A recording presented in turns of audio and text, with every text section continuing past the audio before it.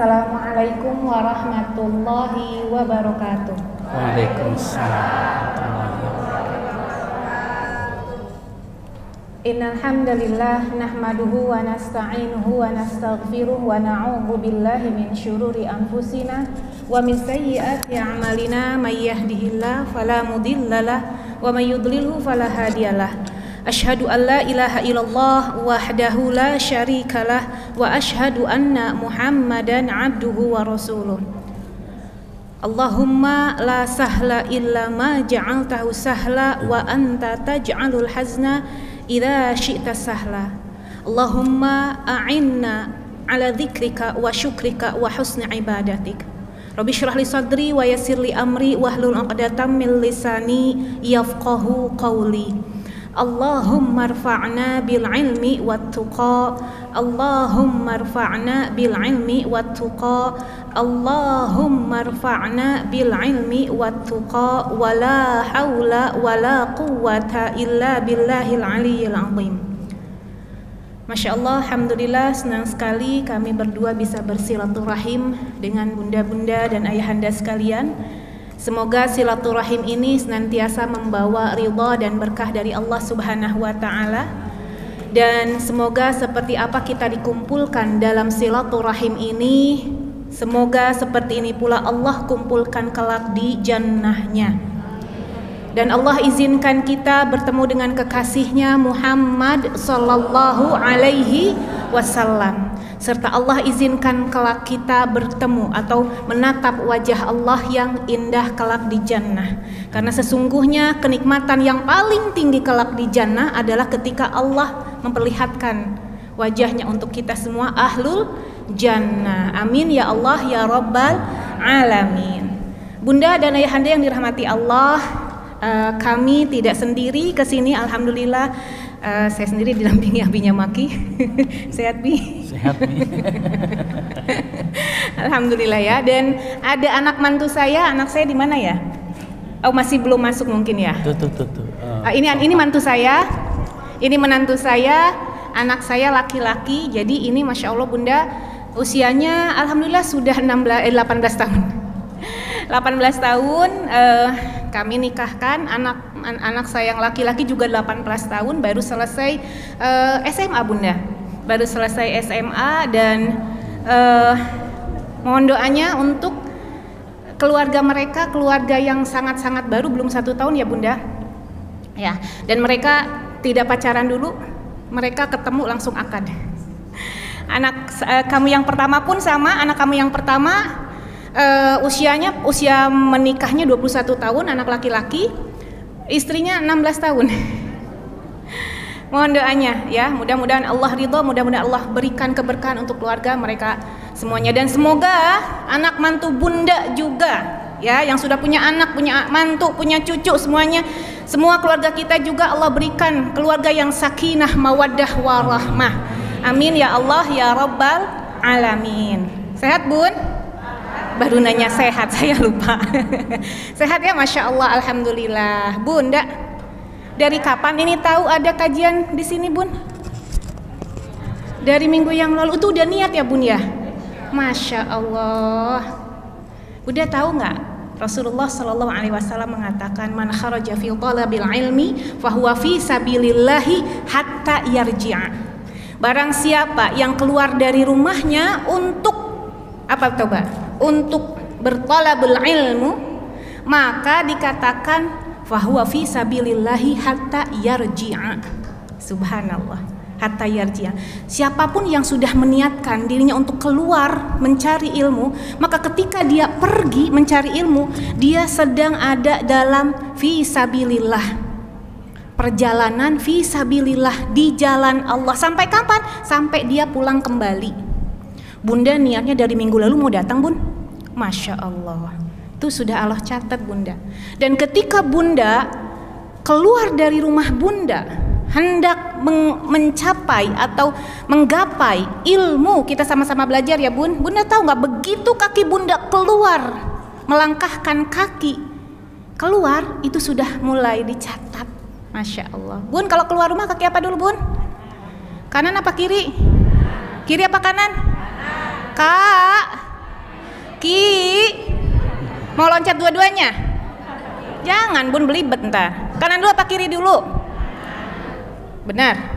Kanan apa kiri? Bun? Nah.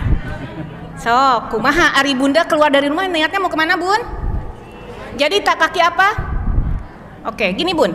Kaidahnya adalah ketika seseorang keluar atau ketika seseorang melangkahkan kakinya, nih kaidahnya, rumusnya ya, Bun, biar Bunda nggak bingung kanan apa kiri, loncat aja biar nggak bingung nih ya. Rumusnya adalah ketika Bunda hendak melangkahkan kaki dari tempat yang lebih mulia menuju yang kemuliaannya di bawah dari kemuliaan yang sebelumnya, bisa difahami, Bun? Maka gunakan kaki kiri. Tapi ketika Bunda dari tempat yang kemuliaannya lebih rendah dari tempat yang dituju, maka gunakan kaki kanan. Jadi gimana? Gini, Bunda. Bunda dari rumah pintunya tembus langsung ke masjid nggak? Lewat apa dulu? Berarti pakai kaki. Nah itu, Bunda. Karena kan Bunda nggak punya pintu Doraemon. Ada yang punya? Nggak ada ya. Berarti dari rumah karena Bunda lewat jalan, ya kan? Lewat. Belum lagi yang mampir di minimarket. Ada yang mampir ke minimarket dulu nggak? Ada yang mampir dulu abang-abang sayur nggak? Masya Allah. Soleh Sadayananya, Masya Allah. Bun, orang Sunda di dia. Jadi punten kalau saya belibet bahasa Sunda, soknya ditranslate ya. Masya Allah. Hari ini bunda-bunda yang dirahmati Allah, kita akan sama. Ayah punten, saya lupa nggak nyapa. Ayah sehat, ayah damang. Punten. Hari ini kita akan sama-sama belajar tentang hati. Subhanallah. Bun, tahu nggak, Bunda? Hati ini ternyata, hati ini punya nama, ternyata Fuad. Jadi nama hati itu adalah Fuad. Ya, hati ini sebetulnya dalam bahasa Arab namanya Fuad. Ya, Fuad. Nah, tapi Fuad ini punya sifat suhulatut takallub. Jadi namanya Fuad, cuman sifatnya suhulatut takallub. Apa itu suhulatut takallub? Suhulatut takallub ini artinya adalah mudah terbolak-balik. Maka karena sifat fuad ini, sifat hati ini mempunyai sifat suhulatut takallub, maka dinamakan hati ini qalbun. Kenapa dikatakan qalbun? Karena qalbun ini adalah fuad yang mempunyai sifat mudah terbolak-balik. Dan subhanallah, Bunda yang dirahmati Allah, ternyata hati ini bagaikan pemimpin dalam satu daerah. Jadi kalau pemimpinnya bagus, rakyatnya pun bagus. Tapi kalau pemimpinnya buruk, maka tidak menutup kemungkinan rakyatnya pun buruk. Maka dikatakan Rasulullah Shallallahu Alaihi Wasallam, "Idza saluha jasadu kullu, wa idza fasada jasadu kullu." Kalau hatinya baik, maka jasadnya akan baik. Tapi kalau hatinya buruk, maka jasadnya pun akan buruk. Jadi punten, ketika ada yang lemes, pika sebelen, sukanya ngegibah, yang jahat hatinya bukan lisannya. Karena yang menunjukkan lisan untuk gibah siapa? Hati. Subhanallah. Ketika ada orang yang senang memukul, yang paling utama harus disalahkan adalah hatinya, bukan tangannya. Maka punten, berbicara tentang hati, ketika Rasulullah SAW mengatakan tentang takwa, usikum wa iya nafsi bitaqwallah. Rasulullah Shallallahu Alaihi Wasallam mengatakan ketika berbicara tentang takwa, beliau tidak mengatakan at-taqwa fis salat, tidak. Beliau Rasulullah Shallallahu Alaihi Wasallam ketika mengatakan takwa, beliau tidak mengatakan at-taqwa fil Quran, tidak, ataupun at-taqwa fis siyam, tidak. Tapi apa kata Rasulullah Shallallahu Alaihi Wasallam? Ketika beliau mengatakan tentang takwa, bunda dan ayah yang dirahmati Allah, beliau mengatakan at-taqwa hahuna. Takwa itu adanya di sini. At-taqwa hahuna, takwa itu adanya di sini, sambil menunjukkan ke mana, Bun? Ke dada. Dada di dalam bahasa Arab adalah sadrun, atau jamaknya adalah sudur. Ya, maka Di dalam Al-Quran dikatakan alladzi yuwaswisu fi, Masya Allah, alladzi yuwaswisu fi sudurin nas, yang selalu memberikan waswiswus, mengganggu. Ya Bi, nah jadi Abi. Bu. Beda dikit Bu sama I ya. Nungguan soalnya gak giliran. Iya, sabarnya nungguan. Sekedapnya can beres. Ya biasa ibu-ibu kalau dikasih ini hese heureuna teh punya. Ya Bu. Capetang tak kira ibu-ibu tehnya. Nah, maka dikatakan alladzi waswisu fi sudurin nas, tidak dikatakan alladzi waswisu fi qulubin nas. Padahal tadi dikatakan at-taqwa hahuna. Hahuna ini adalah apa? Di dalam hati. Takwa itu adanya di dalam hati. Takwa itu bukan ada di sholat. Takwa itu bukan ada di Quran, bukan. Rasulullah tidak mengatakan itu. Kenapa Umi Maki tidak dikatakan takwa di Quran, tidak dikatakan takwa itu di dalam sholat? Karena bagaimana mungkin dia menjadi orang yang bertakwa kalau ketika dia sholat hatinya tidak ikhlas? Bagaimana mungkin sholatnya dia bisa diterima oleh Allah kalau ketika sholat hanya ingin dipandang orang? Bagaimana orang yang baca Quran bisa dikatakan takwa kalau dia ketika membaca Quran hanya ingin mendapat pujian dari orang? Maka dikatakan at-taqwa hahuna, kata Rasulullah sallallahu alaihi wasallam. Ada di mana? Di sudur, di sodrun kalau mufradnya, jamannya adalah sudur.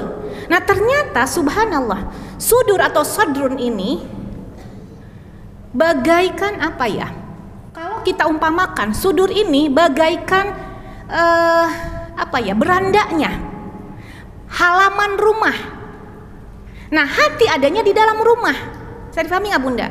Hati ini adanya di dalam rumah, dan dada ini, sudur ini, sodrun ini, itu bagaikan apa? Bagaikan halaman rumah. Jadi ketika dikatakan alladzi yuwaswisu fi sudurin nas, itu artinya itu setan Bunda udah siap-siap ganggu hati kita Bunda. Dari mana? Dari sejak mereka ada di halaman, dari sejak di dada kita.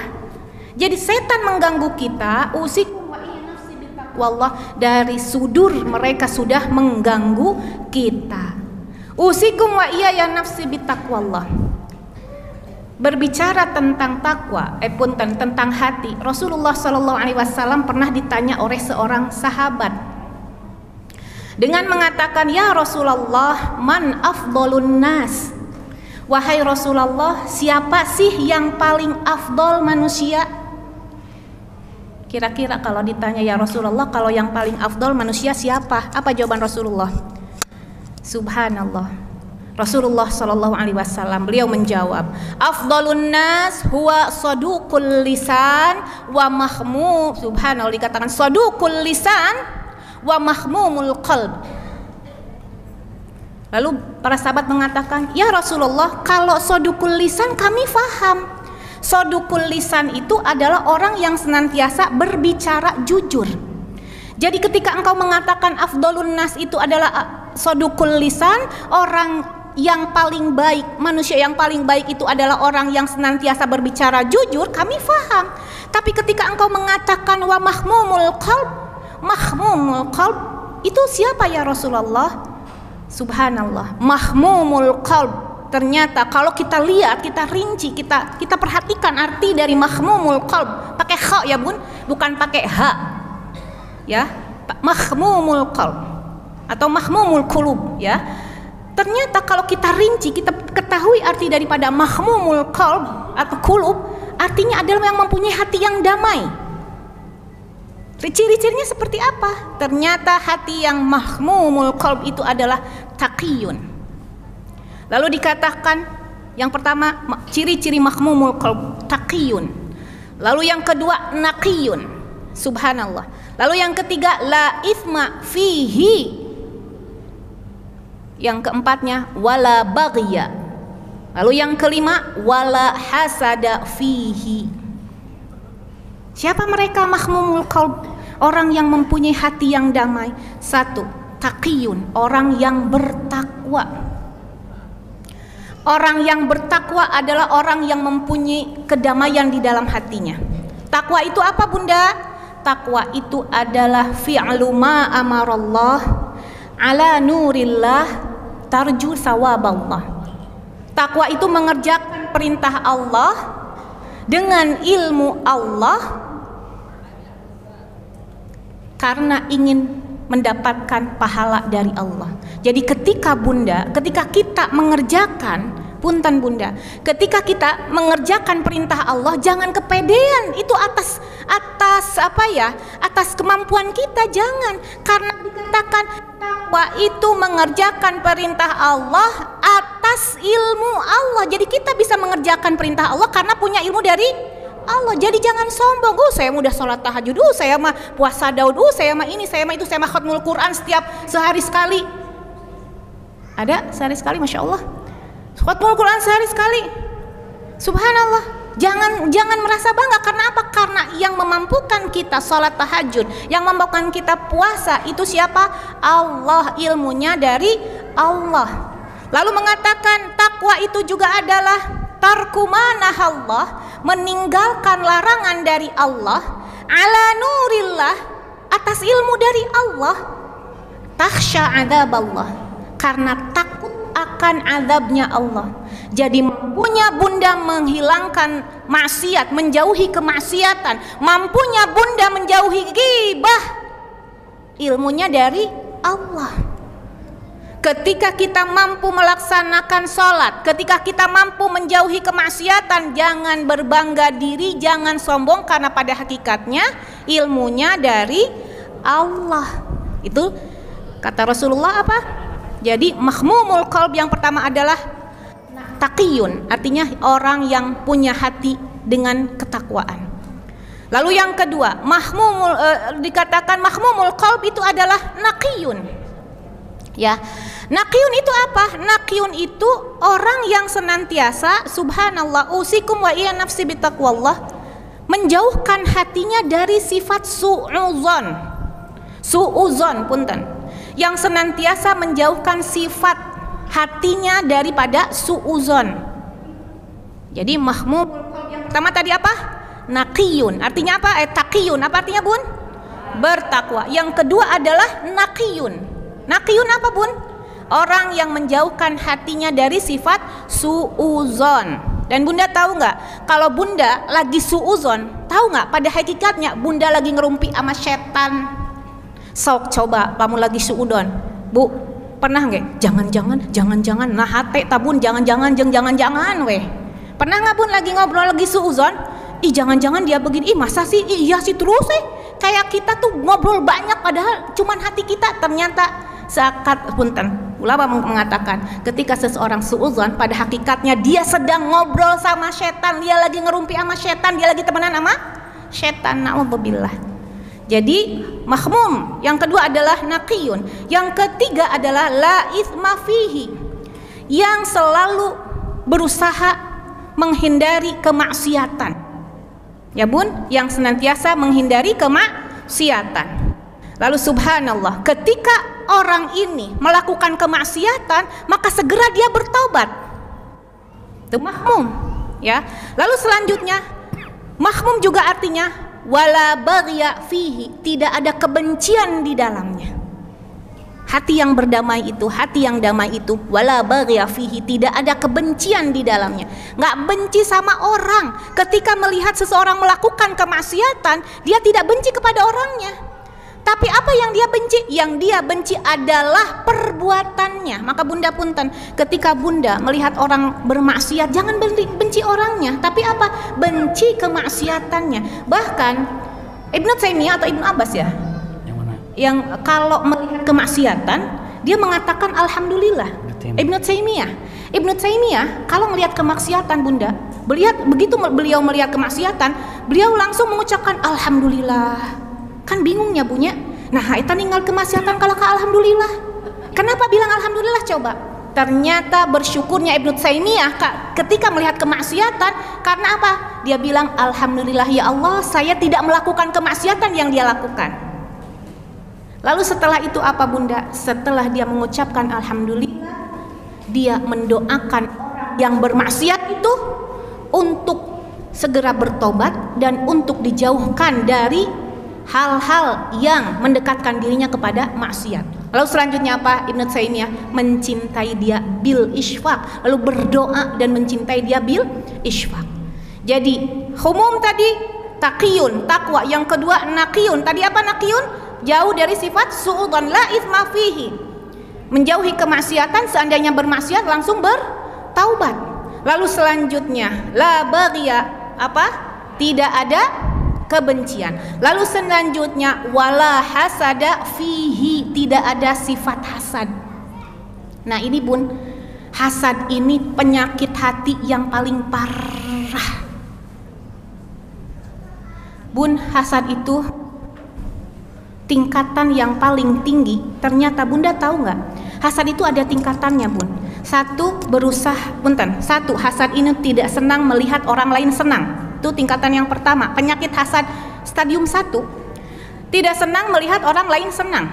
Stadium 2-nya, subhanallah, berangan-angan agar kesenangan yang dimiliki orang lain itu sirna. Ya bun, stadium 3-nya melakukan action, berusaha menghilangkan kenikmatan yang dimiliki oleh seseorang. Nah ini penyakit hasad, ini penyakit hati. Dan subhanallah bunda, usikum wa iya nafsi bitaqwallah. Ternyata ibu tahu ketika dikatakan hasad tingkat tinggi adalah ketika berusaha menghilangkan kenikmatan seseorang. Ternyata ghibah merupakan hasad tingkat tinggi. Orang yang senang berghibah ternyata dia punya penyakit hati stadium tinggi. Bu, ari kanker lamun stadium tinggi diobatin gak sih bu? Deg-degan gak sih bu? Kalau ada orang yang kanker punten tanpa mengurangi rasa hormat saya, karena punten usikum wa nafsi bitaqullah. Adik saya kena kanker. Begitu tahu beliau kena kanker, deg-degan, cari obat. Cari obat alternatif kah, medis kah, apa pokoknya semua obat yang dikasih tahu langsung dia konsumsi. Nah, apa kabarnya kita ketika kita tahu bahwa hasad ini ternyata punten ghibah penyakit hati stadium tinggi. Kita cari obat nggak? Cari atuh bunda. Orang kita mah migrain aja kemana-mana nyari obat, sok coba. Mah lagi, kalau mah nyari obat kemana-mana. Nah ini hasad bun, penyakit hati tingkat tinggi. Adalah apa? Ghibah. Padahal ghibah teh karesepnya punya. Aduh gusti, hararese eta teh namina ghibahnya bu. Bu, da ghibah mah bunya. Kita tuh nggak bisa loh bun, kita pergi kita terhindar dari ghibah kecuali kita pergi dari majelis ghibah itu. Ketika ada orang yang gibah, kuping kita nih nggak bisa nih, kita tutup kuping, kuping jangan denger. Ada orang yang gibah nggak bisa, ibu sok kikian dia ngereka kuping ibu. Kita pura-pura nggak denger, tapi hati kita bisa kita larang nggak untuk nggak gibah? Nggak bisa bun. Hati jangan ikut nimbrung ya, karena di sana ada orang yang lagi gibah, nggak bisa. Sok lamun aya nu gibah bunda, ibu teh dah kieu, atuh paingannya mantesan ya itu waktu itu gitu teh sok bun. Nah itu makanya kalau ada orang yang bergibah, maka punten usikum wa iya nafsi bittaqwallah, langsung pergi dari tempat yang bergibah itu, insya Allah ibu bebas. Dan punten kalau ada di TV infotainment langsung pademin ya, langsung dimatiin ya bun ya. Itu jadi bun sebagai pembuka. Jadi ternyata orang yang mahmumul qalb itu dikatakan orang yang sedang berdamai dengan hati. Subhanallah. Tadi yang pertama apa bun? Taqiyun, yang takwa. Lalu yang kedua yang naqiyun, yang menjauhi dari sifat su'udzon. Yang ketiga la itsma fihi, yang segera ketika berusaha menjauhkan diri dari kemaksiatan. Ketika bermaksiat berusaha untuk segera bertaubat. Lalu selanjutnya la baghya fihi, tidak ada kebencian. Lalu yang selanjutnya adalah la hasad fihi, tidak ada hasad. Mah nggak disalahkan ke abi maki ngantosan kita tadi khawateras. Masya Allah. Bu, abieun ya punya. Umi dah. Atas segala dicolek periuk gimana? Masya Allah. Ya bismillahirrahmanirrahim. Assalamualaikum warahmatullahi wabarakatuh. Ayahanda bunda yang dirahmati oleh Allah Subhanahu wa taala, mudah-mudahan i'tikaf ini membuat Allah ridho kepada kita semuanya. Amin ya rabbal alamin. Subhanallah, tadi sudah disampaikan yang namanya qalb, itu hati itu seperti apa. Ternyata itu sifat ya. Terus yang keduanya jangan dilupakan tentang mahmumul qalbi. Tadi ada 5 ya, Umi Maki menyampaikannya ya. Nah sekarang ternyata berdamai dengan hati. Bagaimana orang ini akan berdamai dengan hati kalau hatinya ini tidak mahmumil qalbi. Bagaimana orang ini akan berdamai dengan hati kalau tidak takwa, kalau tidak apa tadi nomor 2-nya? Naqiyun. Iya. Apalagi kalau seandainya orang ingin berdamai dengan hati tapi tidak la itsma fihi, tidak menghilangkan daripada baghi, tidak menghilangkan daripada hasad. Ini adalah paling bahaya. Jadi ulangi lagi, berdamai dengan hati ternyata hatinya dulu harus dibersihkan, Bunda. Contoh misalnya begini, ibu punten, rumah ini dengan kata lain ibu beli perangkat pembersih rumah. Apa? Pelan ibu beli. Apalagi? Apalagi ibu belinya? Sapunya ibu beli, sabunnya ibu beli, pewanginya ibu beli. Apalagi? Pokoknya ibu lengkap semua pembeliannya sudah disiapkan. Tinggal yang kurang satu. Apa? Rumahnya. Sampai di rumah orang. Sampai di rumah orang nanti ibu. Nah kita sibuk dengan kata-kata menyatakan apa? Berdamai dengan hati, berdamai. Ternyata ibu nggak punya hati. Itu yang paling parah. Ternyata bapaknya nggak ada hatinya. Loh kenapa nggak ada hatinya? Ya yang punya hati ini taqiyun, naqiyun, la itsma fihi, la baghya, la hasad. Kalau sudah 5 semua ini diambil berarti ibu baru punya hati. Silakan berbicara berdamai dengan hati. Ibu sudah siapkan peralatan untuk membersihkan rumah, ternyata ada yang kurang. Apa? Rumah itu yang terpenting. Iya, berdamai dengan hati. Emang kita punya hati?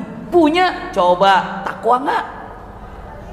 Lalu naqiyun apa tidak? La itsma fi, la baghya, la hasad. Kalau seandainya dengan mengatakan, oh ternyata kita ini mahmumil qalbi, maka punten pasti akan keluarnya sodukul lisan. Sodukul lisan itu perkataan yang jujur. Karena tadi disampaikan oleh Uminya Maki, itu Masya Allah ya, kalau mata yang jelek sebenarnya bukan matanya yang buruk, tapi hatinya. Iya, kalau tangannya yang buruk bukan tangannya yang mencuri sebenarnya, tapi hatinya. Kenapa? Karena semua berawal daripada hati. Punten Bunda, kita akan melihat ternyata usikum wa iyaya nafsi bitaqwallah. Tadi dengan jelas mengatakan hatinya baik, semuanya akan jadi baik.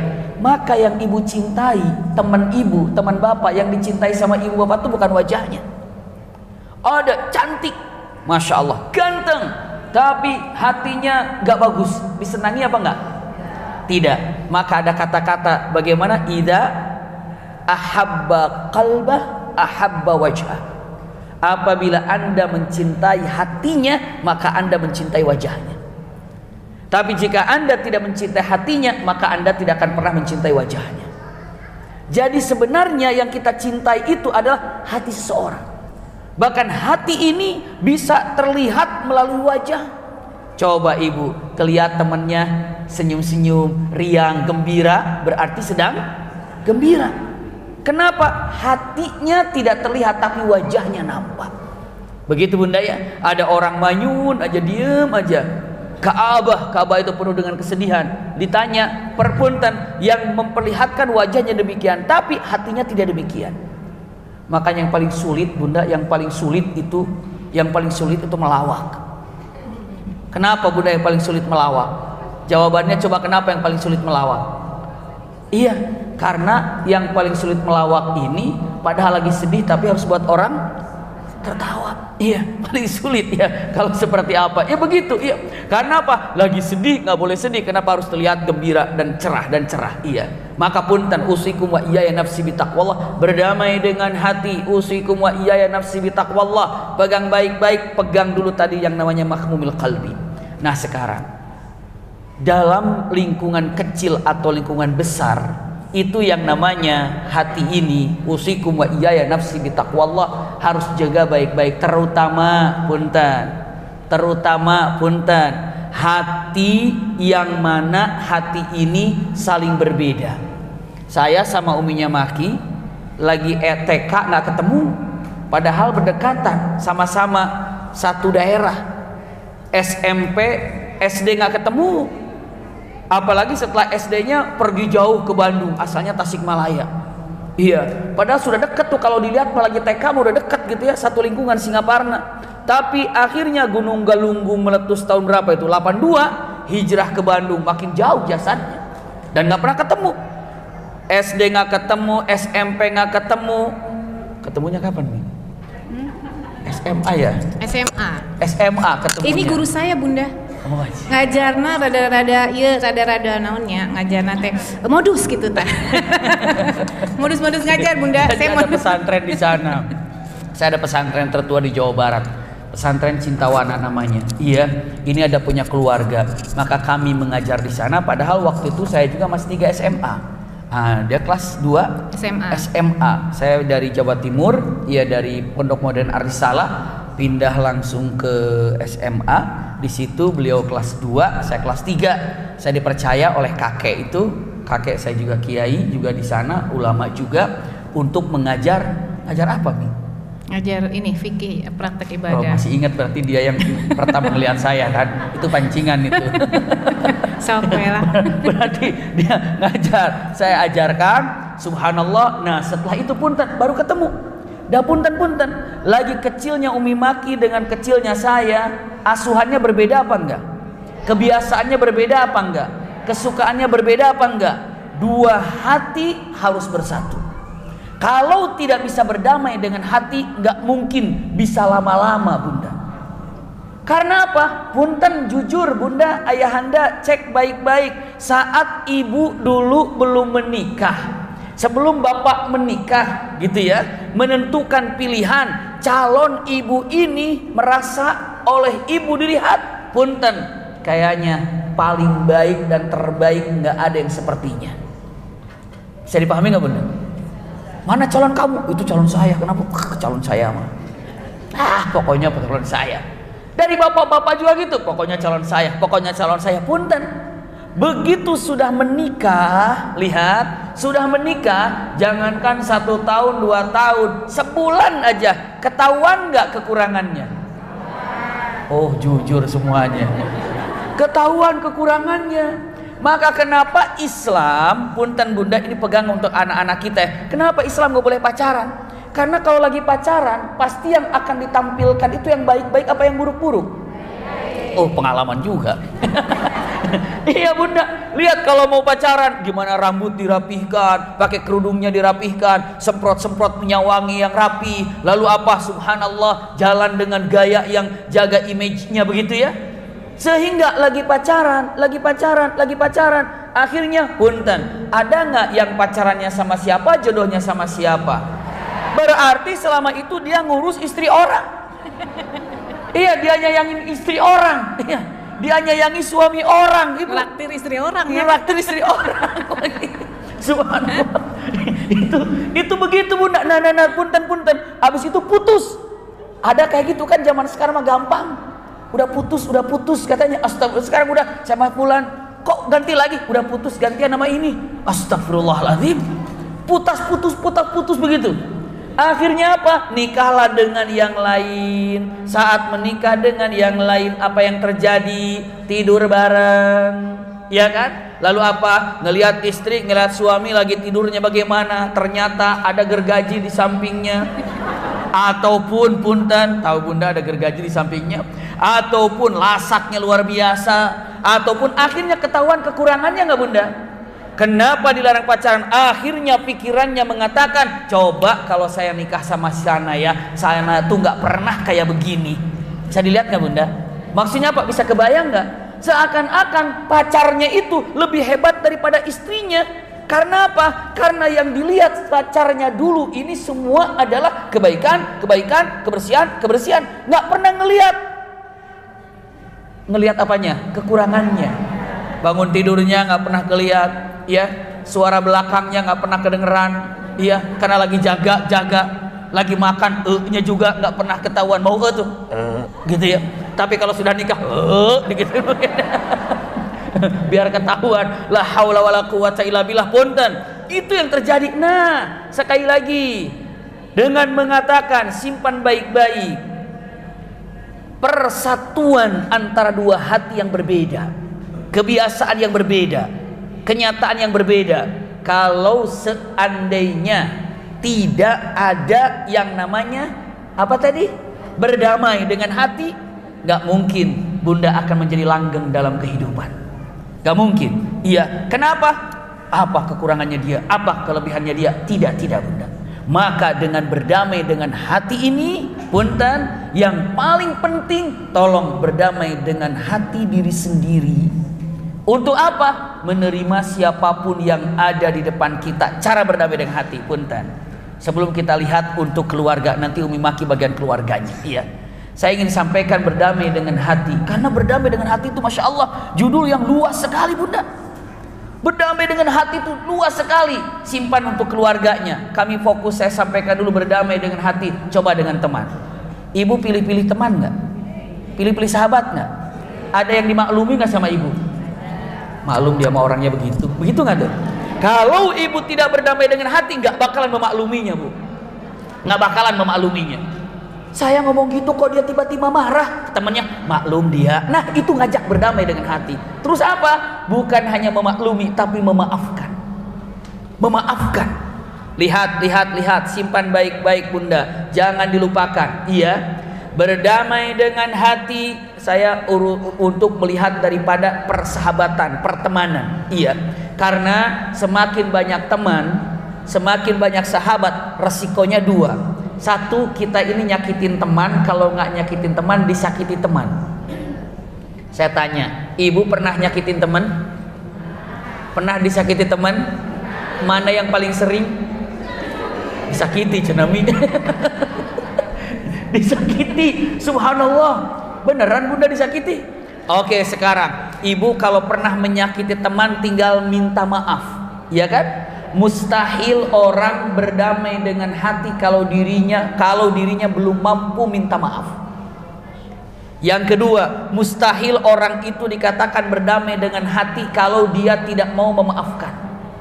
Berdamai dengan hati, kenapa? Karena hati namanya setan itu nyerang. Ngapain minta maaf? Ngapain minta orang dia yang salah? Subhanallah. Kadang-kadang ngapain memaafkan? Ini berdamai dengan hati ini, punten, simpan baik-baik. Ibu tahu nggak? Salah satu sifat Rasulullah yang tinggi itu adalah karena mudah memaafkan. Cara berdamai dengan hati yang paling top adalah legowo hatinya, la hasada fihi wala baghya tadi. Orang punten kalau berdamai dengan hati nggak ada benci, akhirnya apa? Memaafkan. Memaafkan bunda. Sulit memaafkan, sangat sulit. Punten bunda, kalau ibu pernah menyakiti, tadi tinggal minta maaf. Kalau ibu pernah disakiti, tinggal memaafkan. Sekarang mana yang lebih sulit, minta maaf apa memaafkan? Yakin bu? Ini kayaknya semua sakit hati semua di sini kayaknya nih. Memaafkannya sambil memaafkan. Kalau memaafkan jangan sambil marah, memaafkan. Iya memang. Saya kayaknya ngebayang orang yang udah nyakitin, memaafkan sambil kebayang orang yang bekas sebelumnya itu gitu ya. Subhanallah, memaafkan. Iya bunda, simpan baik-baik. Punten, usikum wa iyaya nafsi bitaqwallah. Berdamai dengan hati, saya fokus di sini. Iya. Nanti Umi Maki sampaikan untuk keluarganya jika ada kesempatannya, insyaallah. Iya. Punten, Rasul Shallallahu Alaihi Wasallam sangat berdamai dengan hatinya. Nak mana memaklumi dan memaafkan. Contoh, terlalu banyak contoh yang ada. Tapi kan saya akan sampaikan kisah yang pendek, tapi ibu akan memakluminya bunda dan bisa mengambil pelajarannya. Ibu, Rasul Shallallahu Alaihi Wasallam ketika di Mekah baru saja berdakwah, itu banyak rintangan nggak? Banyak nggak? Banyak. Wa kadzalika ja'alna likulli nabiyyin aduwwa. Setiap nabi itu pasti ada musuhnya bunda. Rasul Shallallahu Alaihi Wasallam berdakwah di kota Mekah, itu naudzubillah orang-orang kafir menjegalnya, menghinanya, mencemoohkannya sampai punten-punten tingkat kepada pengusiran. Akhirnya Rasulullah ini hijrah ke kota Madinah. Dikiranya kalau sudah hijrah ke kota Madinah itu beres. Ternyata begitu sampai ke kota Madinah, diperanginya sama orang-orang Mekah itu. Diperanginya, terjadi perang Badar. Selesai perang Badar, dikira teh sudah selesai, nggak diperangi lagi. Diperangi lagi, di perang apa? Uhud. Dikira selesai dalam perang Uhud, diperanginya lagi dalam perang Khandaq. Bayangkan, ini orang-orang kafir Mekah, punten ibu, bapak, memerangi Rasulullah, menghina Rasulullah, ingin membunuh Rasulullah bertahun-tahun lamanya. Sekarang, akhirnya Rasulullah bisa mengalahkan kota Mekah. Takluk kota Mekah ini. Maka musuh-musuh Rasulullah yang memusuhi Rasulullah sejak Rasulullah jadi nabi, sampai menghina Rasulullah, sampai mengusir Rasulullah, sampai memerangi Rasulullah, sekarang tunduk di hadapan Rasulullah, jadi tawanan lah ibu. Jadi tawanan. Bayangkan, tawanan yang ada di depan Rasulullah SAW. Rasulullah katakan kepada mereka dengan mengatakan, hai kalian yang memusuhi aku selama aku jadi nabi sampai hari ini, hai kalian yang memerangi aku selama aku jadi nabi sampai hari ini, hai kalian yang ingin membunuh aku selama aku jadi nabi sampai hari ini, sekarang kalian tunduk menjadi tawananku. Semua diam. Lalu apa kata Nabi Muhammad SAW? Menurut kalian yang pantas, hukuman apa yang aku berikan untuk kalian? Kira-kira buat ibu hukumannya apa itu? Hukumannya paling di penjara, bagus nggak kira-kira? Penjara aja. Ngapain? Ini udah menghina Rasulullah, udah ingin memerangi Rasulullah. Tiba-tiba bunda Rasulullah bilang apa? Kalian yang telah menyerang aku, yang menghina aku, yang mencemoohkan aku, ingin membunuh aku, maka hari ini aku putuskan hukuman untuk kalian. Pergi kalian dari hadapanku, kalian bebas, aku memaafkannya. Subhanallah, aku memaafkannya. Ini berdamai dengan hati itu mudah memaafkan. Bagaimana bertetangga, bersahabat kalau seandainya tidak mudah memaafkan? Pastinya apa? Akan membawa kebencian dan punten akan membawa dendam yang ada. Jadi punten, berdamai dengan hati. Dari secara umumnya, tolonglah menjadi orang yang apa bunda? Mudah memaafkan. Dikatakan kalimatnya mudah memaafkan itu adalah punten sifat yang dimiliki oleh Rasulullah Shallallahu Alaihi Wasallam. Mudah memaafkan. Usikum wa iyaya nafsi bitaqwallah. Itulah Rasulullah Shallallahu Alaihi Wasallam. Jadi punten berdamai dengan hati juga apa? Bukan hanya mudah memaafkan, tapi apa? Punten bahasanya tidak ajalah. Ajalah itu tidak terburu-buru, tapi punya apa namanya? Pernah mendengar kata-kata Al-Halim? Pernah? Nama Allah itu kan penuh dengan kelembutan, penuh maknanya dengan Al-Hilmu itu artinya adalah lembut. Kita memiliki sikap untuk tidak keburu-buru dalam memberikan keputusan. Ini berdamai dengan hati. Pernah nggak bu? Begitu melihat langsung keputusannya gitu. Begitu langsung ibu mengatakan ini orang baik, ini orang buruk, ini orang baik, ini orang buruk. Jangan ikut-ikutan bunda. Lihat ya, punten, pegang baik-baik. Berdamai dengan hati, jangan pernah menjadi orang namanya apa? Imma'ah. Imma'ah. Rasulullah bilang, la takunu imma'ah. Kalian jangan imma'ah. Imma'ah itu latah. Latah itu artinya ikut-ikutan. Kata mereka ini adalah orang baik, ikut saja orang baik. Kata mereka ini kan orang jahat, kita bilang jahat saja. Kata orang-orang ini adalah orangnya baik, dikatakan baik. Jadi tidak ada apa namanya bunda? Tidak ada pendirian, tidak ada ilmu. Imma'ah. Imma'ah itu artinya apa?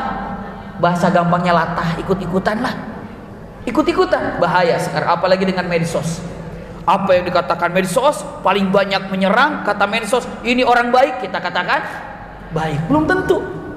Sekarang mah gampang di medsos, tinggal ibu syuting saja apa kebaikan-kebaikan ibu, lalu itu diekspos, baru orang banyak melihat, orang yang lihat akan menyatakan ibu orang baik. Ada orang disuting, lagi marahnya disuting, lagi ininya disuting, lagi ini, akhirnya diupload, akhirnya orang bilang dia pemarah. Kenapa? Dan belum tentu. Kenapa? Lagi marahnya pun apakah marahnya benar-benar marah berada dalam kekeliruan atau yang benar? Contoh misalnya, ibu lagi jalan, tiba-tiba ada pencuri nangkep apa namanya dompet ibu. Ibu kira-kira mau ngapain itu? Marah apa diem? marah. Lalu ibu teriak mengatakan, "Hei, copet kamu, bahaya." Misalnya kan, "Awas kamu." Ibu lagi marah gitu. Ada yang nyuting pas ibu nggak ngomong apa, "Hei kamu, bahaya kamu, pergi kamu." Lagi marahnya gitu, nggak dilihat dari ibu pas lagi dicurinya. Orang lalu diperlihatkan, kira-kira yang melihat itu sempurna apa tidak itu videonya? Tidak.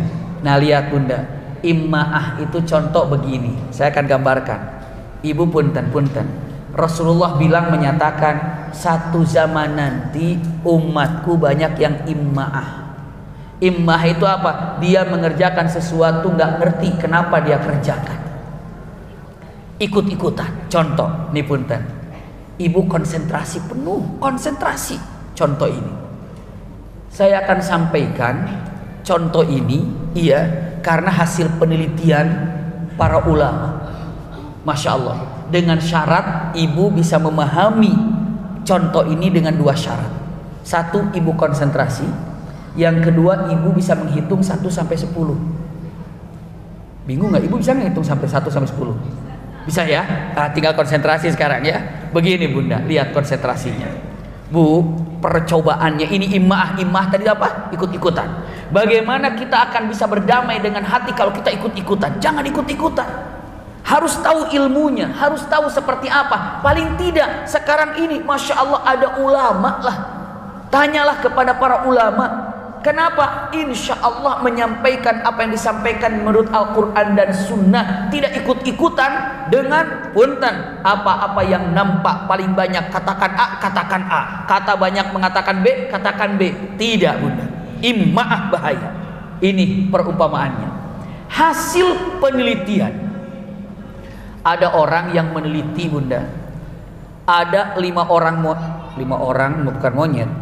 monyet, iya. Orang monyet bukan orang ya. 5 monyet dimasukkan ke apa? Ke kandang. Nih lihat bunda ya. Jadi ada 5 monyet dimasukkan ke kandang. Ditaruh di kandang itu ada pisang di pojok. Iya. Lalu di kandang itu disiapkan keran air ataupun selang, yang mana selang ini begitu di luar dibuka kerannya maka akan memuncratkan air begitu dahsyat, perut basah semua yang di dalam. Masukkan monyet ke dalam. Lihat ya, sampai di sini bisa dipahami ya. Lalu monyet kalau melihat pisang, aduh ini pisang, pasti suka. Maka monyet itu meraih pisang. Begitu monyet yang satu nih, sebutlah monyet yang satu mengambil pisang. Begitu monyet yang satu ngambil pisang bunda, dibuka kerannya maka semua monyet itu basah, yang 5-5-nya ya. Dan air kerannya itu pun bukan air biasa, air es, dingin banget. Maka 5 monyet itu menggigil kedinginan. Tapi dia berpikir, kenapa tiba-tiba ada air ya? Dari mana? Monyet yang pertama makan pisang, monyet yang kedua naik lagi ngambil pisang. Setiap ada monyet ngambil pisang, ini monyet yang kedua ngambil pisang, dibuka kerannya, basah lagi monyet. Semuanya kaget. Loh, kenapa basah lagi ya? Mulai berpikir, kayaknya gara-gara ada yang ngambil pisang deh. Sudah mulai tuh monyet berpikir. Akhirnya monyet yang ketiga ngambil, dibuka lagi kerannya, basah lagi. Kata mereka, monyet bilang, ini pisang, ini kayaknya pisang nih. Tapi yang 4 meyakinkan, bener nggak ya? Mengambil yang keempat, ternyata apa? Bener, keluar lagi air. Akhirnya 5-5-nya pasti dia bilang, ini setiap mengambil pisang air keluar, basah, dingin pula. Akhirnya sepakat, ini gara-gara ngambil pisang air keluar. Yang rugikan monyet yang kelima bunda. Ayahanda, kenapa? Pisang belum dapat, basah sama iya. Iya kan? Udah 4 kali basah tapi pisang belum dapat. Apa yang dia lakukan? Monyet yang kelima ini mencoba untuk mengambil pisang tadi, tapi yang keempat ini sepakat untuk tidak mengizinkannya. Karena kalau diizinkan monyet yang keempat ngambil pisang, apa yang terjadi? Basah. Maka ditarik monyet yang kelima ini oleh monyet ke-1, ke-2, ke-3. Jangan. Yang kelima maksa, dipukuli sama monyet ke-1, ke-2, ke-3, ke-4. Akhirnya babak belur, yang kelima ini nggak ngambil pisang, dia diam. Yang kelima sepakat, ini bahaya nih pisang ini. Diambil monyet yang pertama bunda. Monyet nomor 1 tuh diambil, masukin monyet baru. Sebutlah monyet yang baru itu monyet nomor 6. Nomor 1 tidak ada sekarang. Diganti dengan monyet nomor 6. Nomor 6, pisang ini. Dia naik ke atas, ditariknya, dihajarnya, dipukulnya sama monyet 2, 3, 4, 5. Sementara monyet yang nomor 6 tahu nggak masalahnya? Enggak. Karena apa? Dia mah nggak tahu kalau ngambil nanti ada air, nggak tahu dia. Cuma yang dia tahu, saya dilarang ngambil pisang. Ya udah dia diam. Daripada babak belur, diambil monyet yang kedua, dikeluarkan, masukin monyet yang ke-7 sekarang. Yang ke-7 ngambil pisang, ditarik lagi sama monyet keberapa? Ditarik, dihajar, diambil sama monyet 3, 4, 5. Yang anehnya monyet yang ke-6 ikut mukul. Bisa dipahami nggak Bunda? Padahal monyet yang ke-6 nggak tahu apa-apa. Itu ima'ah Bunda. Itu ikut-ikutan latah, mukul aja. Kalau ditanya monyet yang ke-6, kenapa kamu mukul? Nggak tahu. Kenapa kamu kemarin dipukul? Nggak tahu. Itu zaman sekarang Bunda. Bisa dipahami Bunda? Sampai akhirnya monyet yang monyet yang ke-3 diganti, ke-4 diganti, ke-5 diganti. Akhirnya monyet 1 sampai 5 nggak ada. Yang ada 6, 7, 8, 9, 10. Tapi punten, taruhlah yang ke-9-nya, yang ke-10-nya baru masuk karena nomor 5 ditarik, nomor 10 masuk. Nomor 10 ngambil. Akhirnya ditarik dan dihajar oleh monyet ke-6, ke-5, ke-6, ke-7, ke-8. Dihajar oleh monyet ke-6, ke-7, ke-8, ke-9, dipukulinya. Padahal punten, saya tanya dengan mengatakan kira-kira monyet yang ke-6, ke-5, ke-7, ke-8, ke-9 ini tahu nggak masalahnya apa? Tidak. Tapi itulah kenyataannya. Nggak tahu penyebabnya dipukul, nggak tahu kenapa harus mukul. Jawabannya itu imma'ah. Punten, berdamai dengan hati, jangan mudah ikut-ikutan. Jangan mudah ikut-ikutan. Hal yastawil ladzina ya'lamuna wal ladzina la ya'lamun. Ulangi lagi Bunda. Berdamai dengan hati yang pertama adalah, ayo tadi saya sampaikan untuk masyarakat, untuk hubungan dengan teman, dengan sahabat, ya, dengan tetangga kita, mudah memaafkan. Bunda ya. Yang keduanya, jangan latah. Jangan latah itu apa tadi? Jangan ikut-ikutan. Jangan ikut-ikutan. Kalau ingin berdamai dengan hati, jangan pernah ikut-ikutan. Kalau ingin berdamai dengan hati, mudah memaafkan. Subhanallah. Iya, yang ketiganya ini nanti keluarganya Umi Maki yang menyampaikan. Iya, punten. Nomor 3-nya ini saya sampaikan untuk persahabatan kita, keluarga kita, teman kita. Nomor 3-nya, punten, jadilah al-wafa. Apa wafa ini?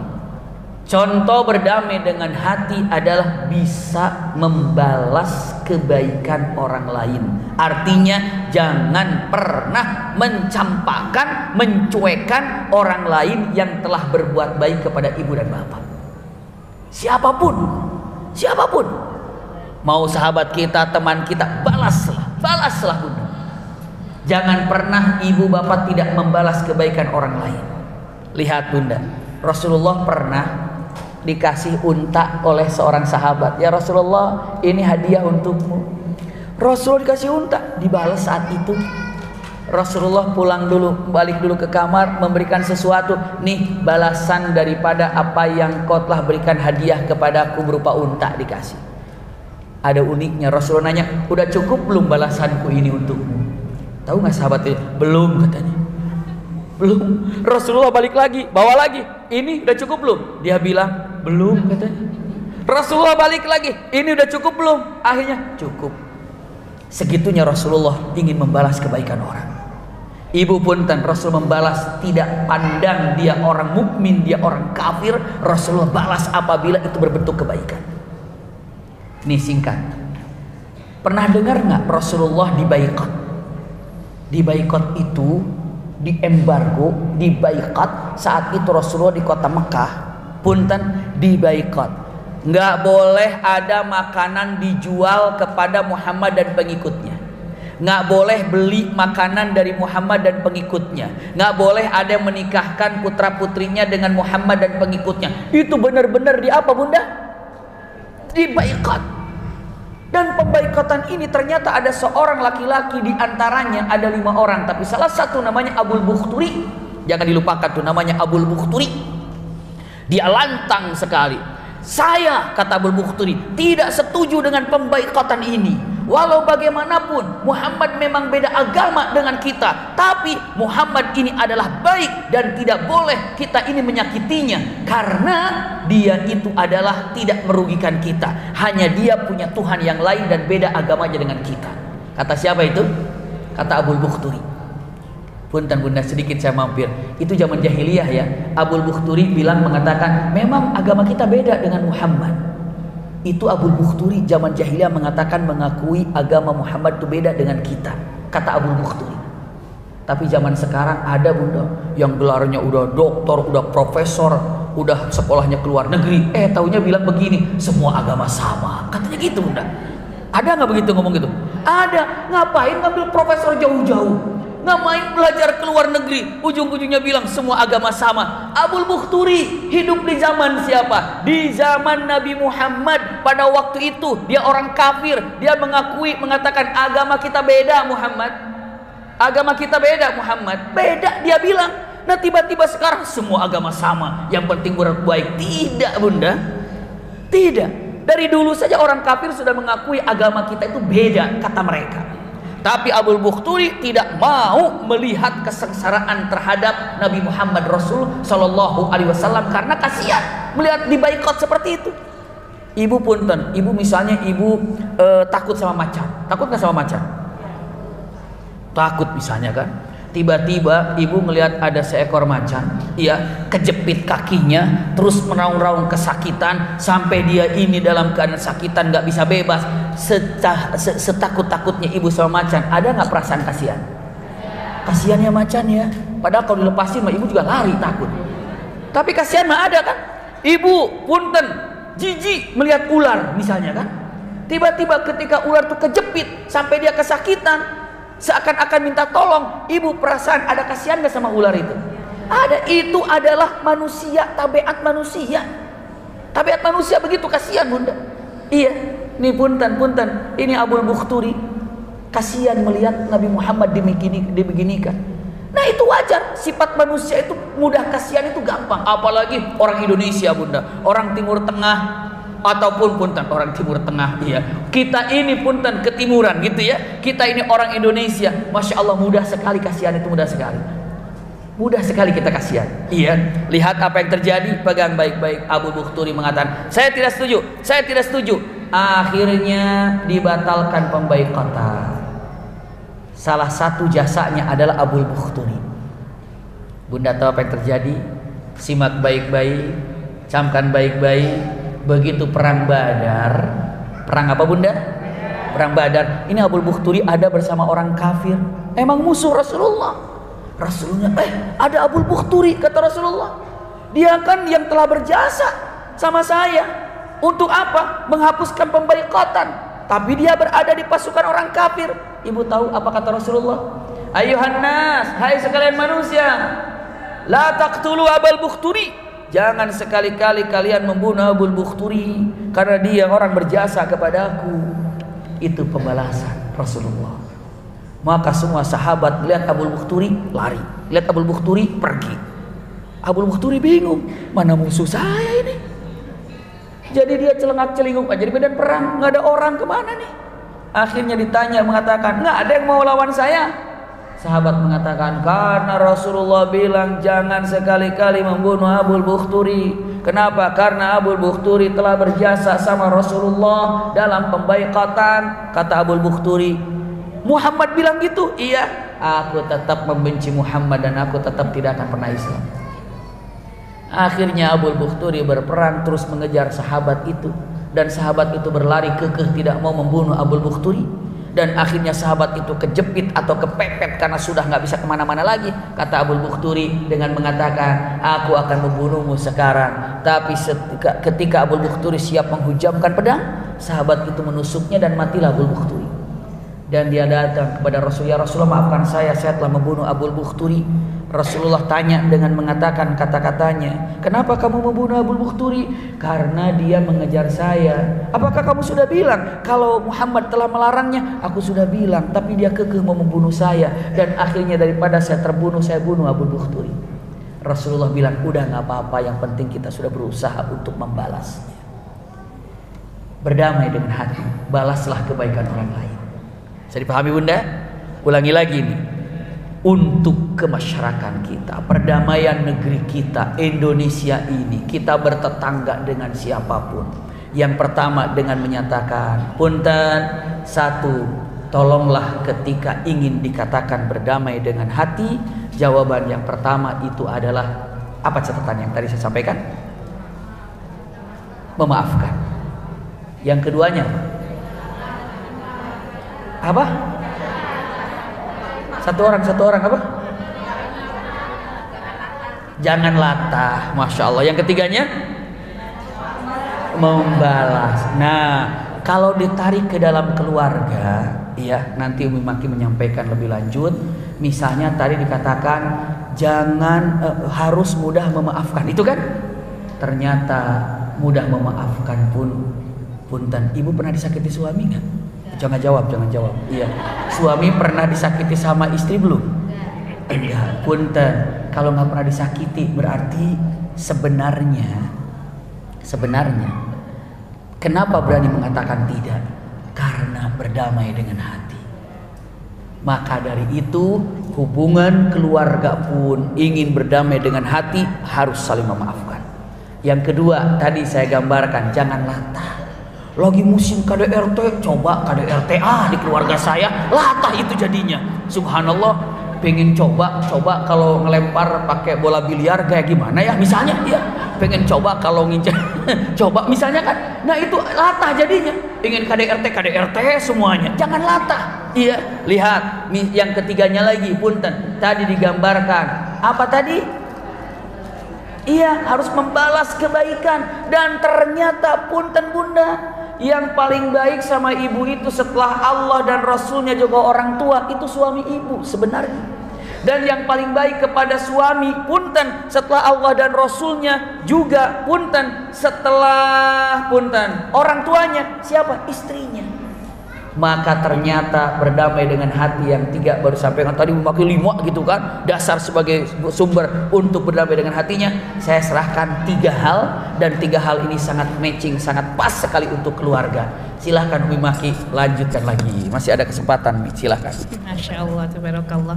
Bu, tadi pada disampaikan ya Bu ya, ketika kita ingin berdamai dengan hati saat berkeluarga, tadi disampaikan tanamkan, ajak atau apa ya, giring hati kita, ya Bun, ajak hati kita untuk senantiasa menerima kekurangan pasangan kita.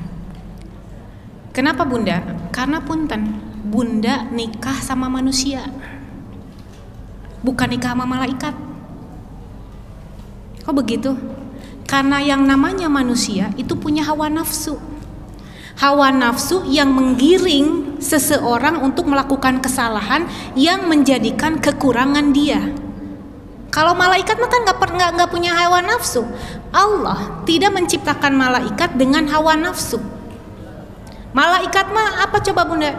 La ya'sunallaha ma amarahum wa yaf'aluna ma yu'marun. Malaikat mah tidak pernah bermaksiat, malaikat mah selalu mengikuti perintah Allah. Makanya punten, Bun, terima semua kekurangan pasangan kita karena kita nikah sama manusia. Manusia yang Allah berikan hawa nafsu, yang Allah tanamkan di dalamnya ada hawa nafsu. Dan subhanallah punten, hawa nafsu ini punten yang menggiring seseorang melakukan kesalahan itu adalah hawa nafsu awalnya Bun. Lalu punten, setan mah Bunda, punten usikum wa iya nafsi bitaqwallah. Jadi punten jangan selalu menyalahkan setan Bun. Jangan selalu menyalahkan setan ketika ada orang yang bermaksiat, ketika kita bermaksiat. Oh, udah gara-gara setan atau jadi saya teh maksiat, bukan. Karena punten, kalau kita lihat dari penciptaan Allah menciptakan makhluk itu awalnya apa coba? Punten, kalau makhluk ya, makhluk hidup, malaikat, lalu punten jin ya, lalu setan, punten, malaikat, setan, lalu jin, lalu manusia. Ya. Nah, ketika Allah memerintahkan dulu nih Bun, bumi ini dipegangnya sama siapa Bun? Sama jin. Selama berapa tahun? 1000 tahun. Ulama mengatakan Allah punten memerintahkan jin untuk mengurus bumi ini selama 1000 tahun. Tapi ternyata subhanallah, jin ini di muka bumi ini maka malah bikin porak-poranda, berantem, perang. Siapa yang menggodanya? Setankah? Bukan. Ternyata yang menjadikan jin punten bikin hancur itu adalah hawa nafsunya. Setan dulu awal-awal mah Bun minal muqarrabin. Orang punten, setan kenapa orang ya? Makhluk yang dekat dengan Allah, nurut sama Allah. Setan punten, setan itu menjadi bermaksiat ketika apa? Ketika Allah menunjuk manusia menjadi khalifah. Maka ketika kita ingin berdamai dengan hati, tadi sebetulnya sudah disampaikan, tanamkan diri kita, yakinkan dalam diri kita bahwa namanya manusia itu tentu punya kekurangan. Ibu, yakinkan bahwa yang punya kekurangan itu bukan suami bunda doang, dan ayahanda pun sama, yang punya kekurangan itu bukan istri ayahanda doang. Dan usikum wa iya ya nafsi bittaqwallah. Kalau kita telaahi bunda, pada hakikatnya ketika Allah berikan kekurangan kepada pasangan kita, itu teh voucher surga buat kita. Ketika kita menerima segala kekurangan pasangan kita, bunda, menerimanya dengan sabar, maka pintu surga terbuka lebar untuk kita. Memangnya kita pede bunda mengandalkan sholat kita untuk mendapatkan surga Allah? Ada nggak yang pede? Begitu ditanya sama Allah, kamu pengen surga? Iya ya Allah, saya pengen surga. Surga yang mana? Kata Allah, saya pengen Firdaus ya Allah. Emang kamu punya apa? Saya punya sholat ya Allah. Terus gimana kalau kata Allah, sholat kamu nggak cukup buat tugas saya? Atau kalau gitu ya Allah, saya punya bacaan Quran. Aduh kumaha, balelol bacaan Quran oke nggak cukup. Kata Allah buat tukar surga saya. Sok atuh punya apa? Kata Allah, kamu pengen Firdaus? Ya Allah, saya punya saum saya punya sedekah saya. Apa kata Allah? Saum kamu, sedekah kamu nggak cukup buat tukar surga aku. Nih, terima kekurangan pasanganmu, kamu sabar dalam menghadapi apapun kekurangan pasanganmu, maka surga untukmu. Jadi bisa jadi bunda, kekurangan pasangan ini justru menjadi usikum wa iya ya nafsi bittaqwallah, fasilitas kita mendapatkan surganya Allah. Jadi tadi yang pertama apa bunda? Kalau kita ingin berdamai dengan hati di dalam keluarga, terima segala macam kekurangan pasangan kita. Lalu selanjutnya, usikum wa iya ya nafsi bittaqwallah. Ketika kita ingin berdamai dengan hati kita, apalagi yang harus dilakukan di dalam rumah tangga?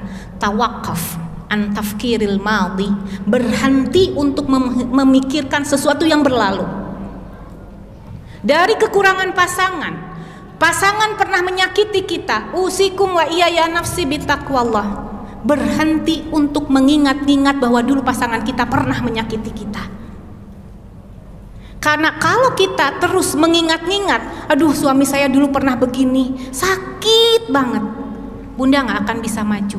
Maka harus apa bun? Move on, kan? Bahasa nama move on ya bunnya. Bahasa nama non bu? Move on. Nggak boleh kita terus, saya pengen lupa, tapi susah lupa. Boleh nggak kalau begitu? Kalau bunda berusaha ingin melupakan kesakit hatian atau hal-hal yang pernah dilakukan oleh pasangan tapi sulit untuk melupakan, itu bukan urusan kita lagi. Yang penting bunda udah berusaha. Yang nggak boleh, punten, begitu ada kejadian langsung disangkut pautkan. Nah ini yang nggak boleh. Bunda, usikum wa iya nafsi bittaqwallah. Seandainya Bunda tidak bisa melupakan kejadian yang lalu yang mungkin menyakiti Bunda. Lalu kata Allah, okelah kalau gitu Fulana, kamu masih belum bisa melupakan kesakit hatian yang dilakukan oleh pasanganmu, maka aku cabut kebaikan pasanganmu. Mau gak Bu? Nah itu. Jadi jangan sampai Bunda masih mengingatnya, karena punten ketika masih mengingat-ingat kesalahan pasangan, itu artinya belum memaafkan. Sok atuh kata Allah teh, kamu gak bisa melupakan kesakit hatian yang dilakukan pasanganmu, aku kasih obat nih. Nanti dikasih obatnya malah apa? Kenikmatan yang ada, kelebihan yang ada pada pasangan malah diambil. Maka selanjutnya setelah dikatakan punten usikum wa iyaya nafsi bitaqwallah, ketika dikatakan punten tawaqqaf an tafkiril madhi, berhenti untuk memikirkan sesuatu yang sudah berlalu, yang selanjutnya adalah ajarkan hati kita untuk senantiasa bersyukur. Sekecil apapun kebaikan yang dilakukan oleh pasangan kita, entah itu yang dilakukan oleh istrinya, entah itu yang dilakukan oleh suaminya, bersyukur. Kan ayatnya udah hafal semua kan? Hafal ya Bun? Apa coba Bun? La in syakartum la azidannakum wa la in kafartum inna adabi lasyadid. Hanya syukur yang bisa memperbaiki keadaan. Hanya syukur yang akan bisa menambahkan kenikmatan. Bahkan bukan hanya menambahkan kenikmatan, syukur itu akan mengikat kenikmatan itu supaya nggak mencelak-mencelek. Syukur itu dikatakan bisyukri syuyudun ni'mah wa bisyukri quyudun ni'mah. Dengan syukur punten usikum wa iya nafsi bitaqwallah, kenikmatan akan terikat supaya nggak pergi kenikmatan itu, dan dengan syukur kenikmatan akan bertambah. Jangan sampai Bunda terus mengingat kekurangannya tanpa Bunda bersyukur, tanpa ayahanda bersyukur atas kelebihan pasangan, lalu Allah cabut kenikmatan yang Allah berikan kepada pasangan kita. Lalu selanjutnya sama halnya dengan ketika kita bergaul dengan masyarakat untuk mendamaikan hati kita. Jadilah seorang istri, jadilah seorang suami yang mudah memaafkan. Usikum wa iyaya nafsi bitaqwallah. Bahkan punten untuk para bunda, hebat sekali Bunda.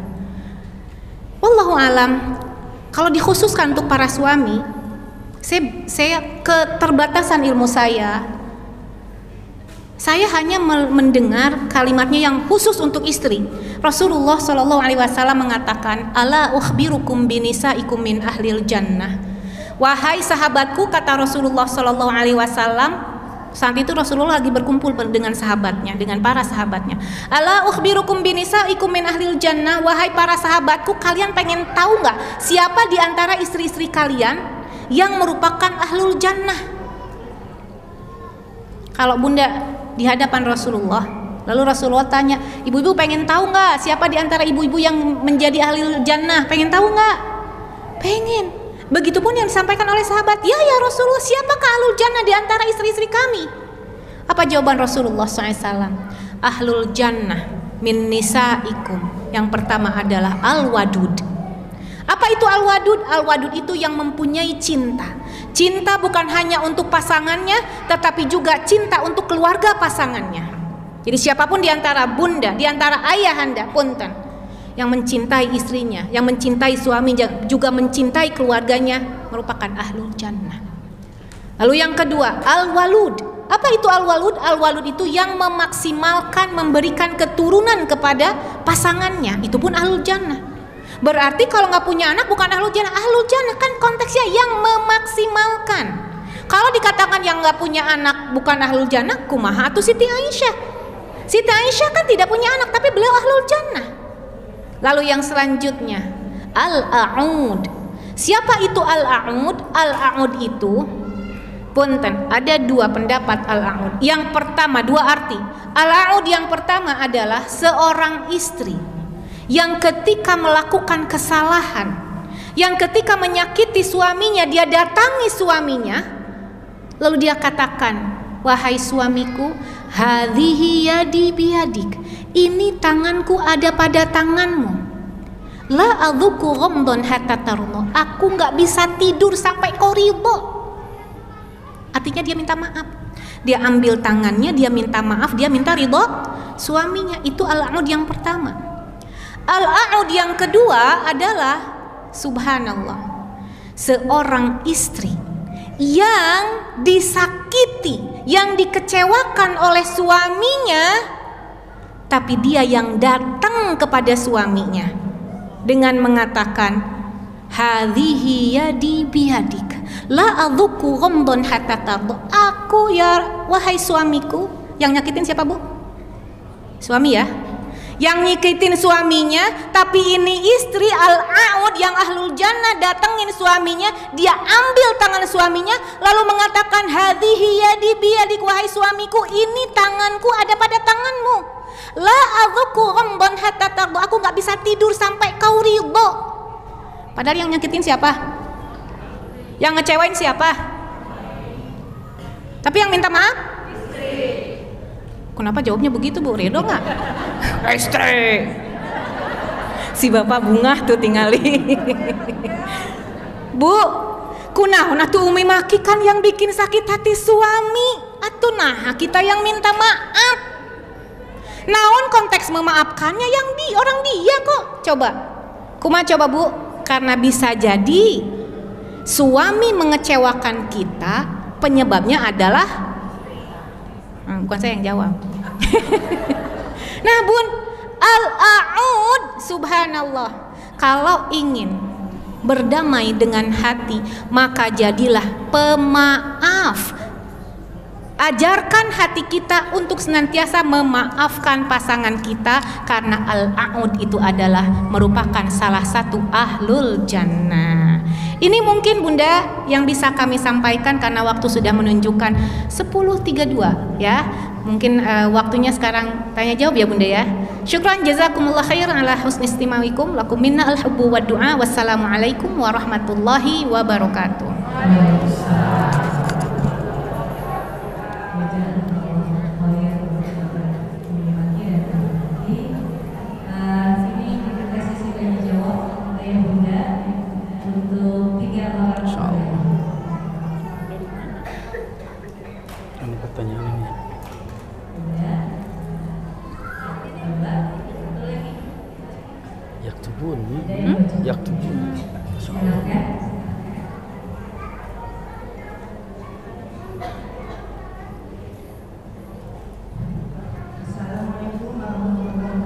Waalaikumsalam warahmatullahi wabarakatuh.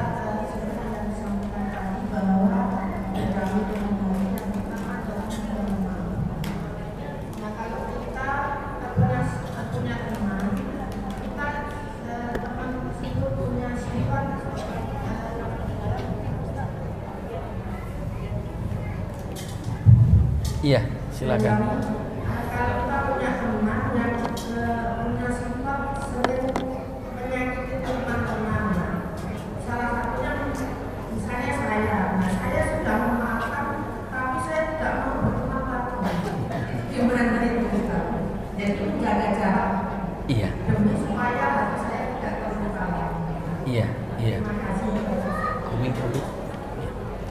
Bismillahirrahmanirrahim. Iya, ini masya Allah mungkin mewakili dari beberapa ibu-ibu yang hampir sama begitu ya. Jadi punya teman, lalu dia pernah menyakitinya dan dia sudah meminta maaf, ataupun entah dia minta maaf atau tidak, tapi hati sudah memaafkan. Hanya masalahnya saya jaga jarak, nggak mau lagi mungkin bermuamalah dengannya, nggak lagi untuk berteman seperti dulu gitu ya. Boleh nggak seperti itu? Punten. Yang pertama yang wajib kita lakukan adalah memaafkan. Yang wajib kita lakukan adalah memaafkan. Iya, itu tidak boleh tidak memaafkan. Kenapa? Karena lihat, jika ada seorang hamba punya dosa, Dan kita semuanya pernah punya dosa dan punya dosa. Lalu dia minta ampun kepada Allah kan? Allah tidak akan pernah mengampuni dosa hamba tersebut apabila hamba itu belum memaafkan temannya atau saudaranya yang menyakiti. Bisa dipahami nggak Bunda? Kalau misalnya boleh nggak kita tidak memaafkan orang lain? Jawabannya boleh, asal kita tidak perlu maaf dari Allah. Berarti apa? Berat ya. Berarti ya harus memaafkan. Berarti yang wajibnya itu yang harus ibu lakukan adalah memaafkannya. Iya. Adapun ibu jaga jarak, ibu tidak berkomunikasi dulu, ini mah punten gambaran kedua. Boleh seperti itu. Kalau dikatakan boleh mah silahkan, namun dengan syarat satu, tadi telah memaafkan. Yang kedua, tidak memutuskan silaturahim. Yang ketiganya punten adalah sesuatu yang lumrah kita sebagai manusia, cooling down ataupun menunggu sampai hati kita ini punten, istilahnya apa ya, legowo banget gitu ya. Boleh-boleh saja. Lihat-lihat mana hal yang terjadi. Ada satu dalil Bunda, punten ya, saya sampaikan. Rasulullah SAW, tapi Rasulullah bukan sakit hatinya, iya, tapi mengingat sedihnya, maka tidak mau jumpa dengan seseorang yang telah membunuh Hamzah. Ibu pernah mendengar Wahsy yang membunuh Hamzah? Hamzah itu dibunuh Bunda, setelah itu dibelah dadanya Bunda, dikeluarkan isi perutnya, setelah itu apa? Dipotong telinganya, dipotong hidungnya, dipotong dagunya, dan dicoret-coret wajahnya. Siapa yang melakukannya? Wahsy, atas perintah Hindun. Tapi saat Wahsy Islam, Rasulullah menerima, Rasulullah memaafkan. Tapi kalau melihat Wahsy yang kebayang itu jenazah Hamzah, maka sedih Rasulullah itu. Memaafkan tapi sedih. Kenapa? Karena melihat jenazah Hamzah yang didemikiankan. Maka saat itu Rasulullah mengatakan, Wahsy, kamu menjadi umatku dan kamu menjadi sahabatku dan kamu diterima iman Islamnya. Tapi punten, jangan dulu berhadapan denganku. Kenapa? Karena aku melihat kamu, aku ingat Hamzah, yang mana kesedihanku akan kembali. Kenapa? Karena melihat, membayangkan Hamzah dan engkau pembunuhnya, maka punten jangan dekat-dekat dulu dengan aku. Kata siapa? Rasulullah. Maka punten, yang pertama ibu harus melakukannya memaafkan. Yang kedua, ibu harus melakukannya silaturahim, maksudnya tidak memutuskan. Adapun yang ketiga, ibu dengan mengatakan saya jaga jarak dulu Kenapa? Karena saya kadang-kadang jadi sakit hati kalau dekat lagi. Kadang-kadang silahkan. Ya, namun punten, hal ini kalau berkaitan dengan diri sendiri rasa sakit hatinya. Kalau Rasulullah kan kesedihan kepada Hamzah, bukan dendamnya, bukan marahnya gitu ya. Maka Bunda punten, apa yang dilakukan sama Bunda? Secepat ibu itu melepaskan daripada rasa sakit hati, secepat itu juga dan setinggi itu juga surga didapatkan. Iya, simak kalimat ini baik-baik buat Bunda semuanya. Iya, yang pernah disakiti oleh orang lain, saya sampaikan hadis ini langsung saja dengan kisahnya. Satu waktu nanti Bunda, izin saya minum dulu biar lancar kisahnya. Bunda, satu waktu nanti Allah akan memperlihatkan seseorang ke tempat yang begitu indah adalah surga. Surga Bunda. Maka dia kagum dengan surga itu. Ya Rabb, ini surga apa ini? Ini betapa indahnya surga. Ini betapa agungnya surga ini. Pasti ini adalah bagi orang-orang yang sholatnya khusyuk. Rasulullah kata bukan.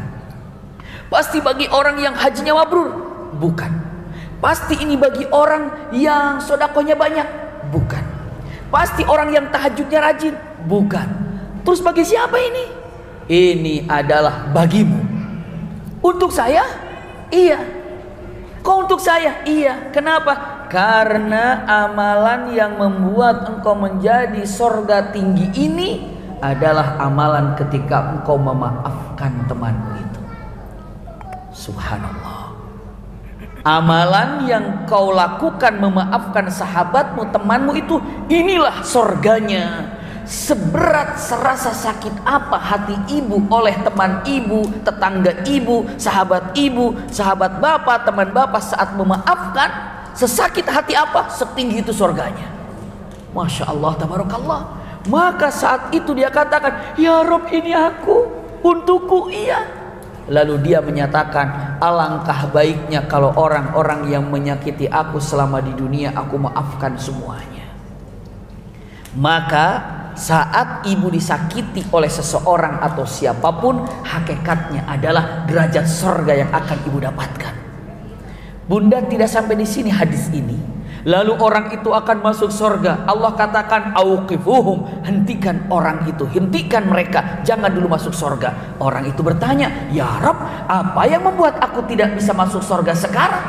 Allah tanya, kamu bisa masuk surga yang indah ini karena apa? Karena memaafkan, ya Allah. Memaafkan siapa? Memaafkan teman saya nyakitin saya, ya Allah. Jadi kalau teman kamu tidak menyakiti kamu, kamu kira-kira dapat surga ini enggak? Enggak, ya Allah. Jadi kamu dapat surga karena memaafkan temanmu yang menyakiti kamu. Iya. Jadi karena kamu disakiti, kamu maafkan, kamu dapat surga ini. Iya. Jadi kalau temanmu tidak menyakiti, kamu tidak dapat surga ini. Tidak. Maka sekarang temui teman yang menyakitimu itu. Buat apa?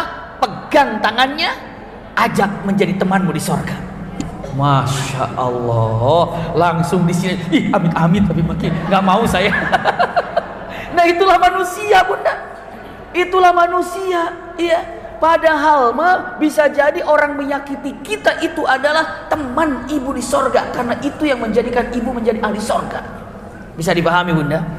Hati-hati, pegang baik-baik, usikum wa iyaya nafsi bitaqwallah. Cukup banyak contoh-contoh kisah yang ada dalam masalah ini. Namun yang jelas, saat ibu memaafkan, punten, itu sudah bagus sekali. Lalu ibu tidak memutuskan silaturahim, itu memang sudah sangat bagus, karena ini dua anjuran yang memang Rasulullah sampaikan. Adapun perlu waktu, perlu kesempatan, silahkan, ini adalah hal yang wajar buat diri kita manusia. Dan punten, sambil bertahap, sambil meminta kepada Allah, ya Allah, jadikan hati kami ini yang mudah memaafkan orang lain. Seperti itu. Iya. Jadi insya Allah ibu sudah laksanakan yang pertama, yang kedua itu yang kewajibannya. Wallahu a'lam bishawab. Silakan. Atas jawabannya. Jadi dengan memaafkan kita bisa masuk surga. Betul. Iya. Pertanyaan kedua, ibu yang berbaju biru, sebutkan namanya ya Bunda ya.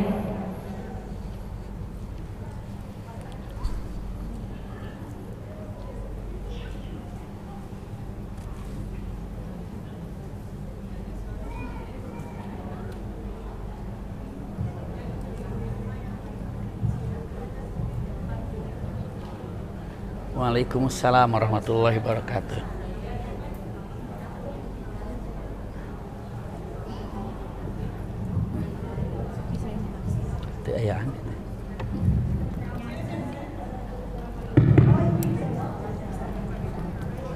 Assalamualaikum warahmatullahi wabarakatuh. Assalamualaikum warahmatullahi wabarakatuh. Terima kasih atas kesempatannya. Nama saya Ibu Dewi. Saya ingin menanyakan, ada beberapa ini. Yang pertama tentang memaafkan ya. Memaafkan itu adalah pribadi yang anak yang mulia, sangat tinggi derajatnya.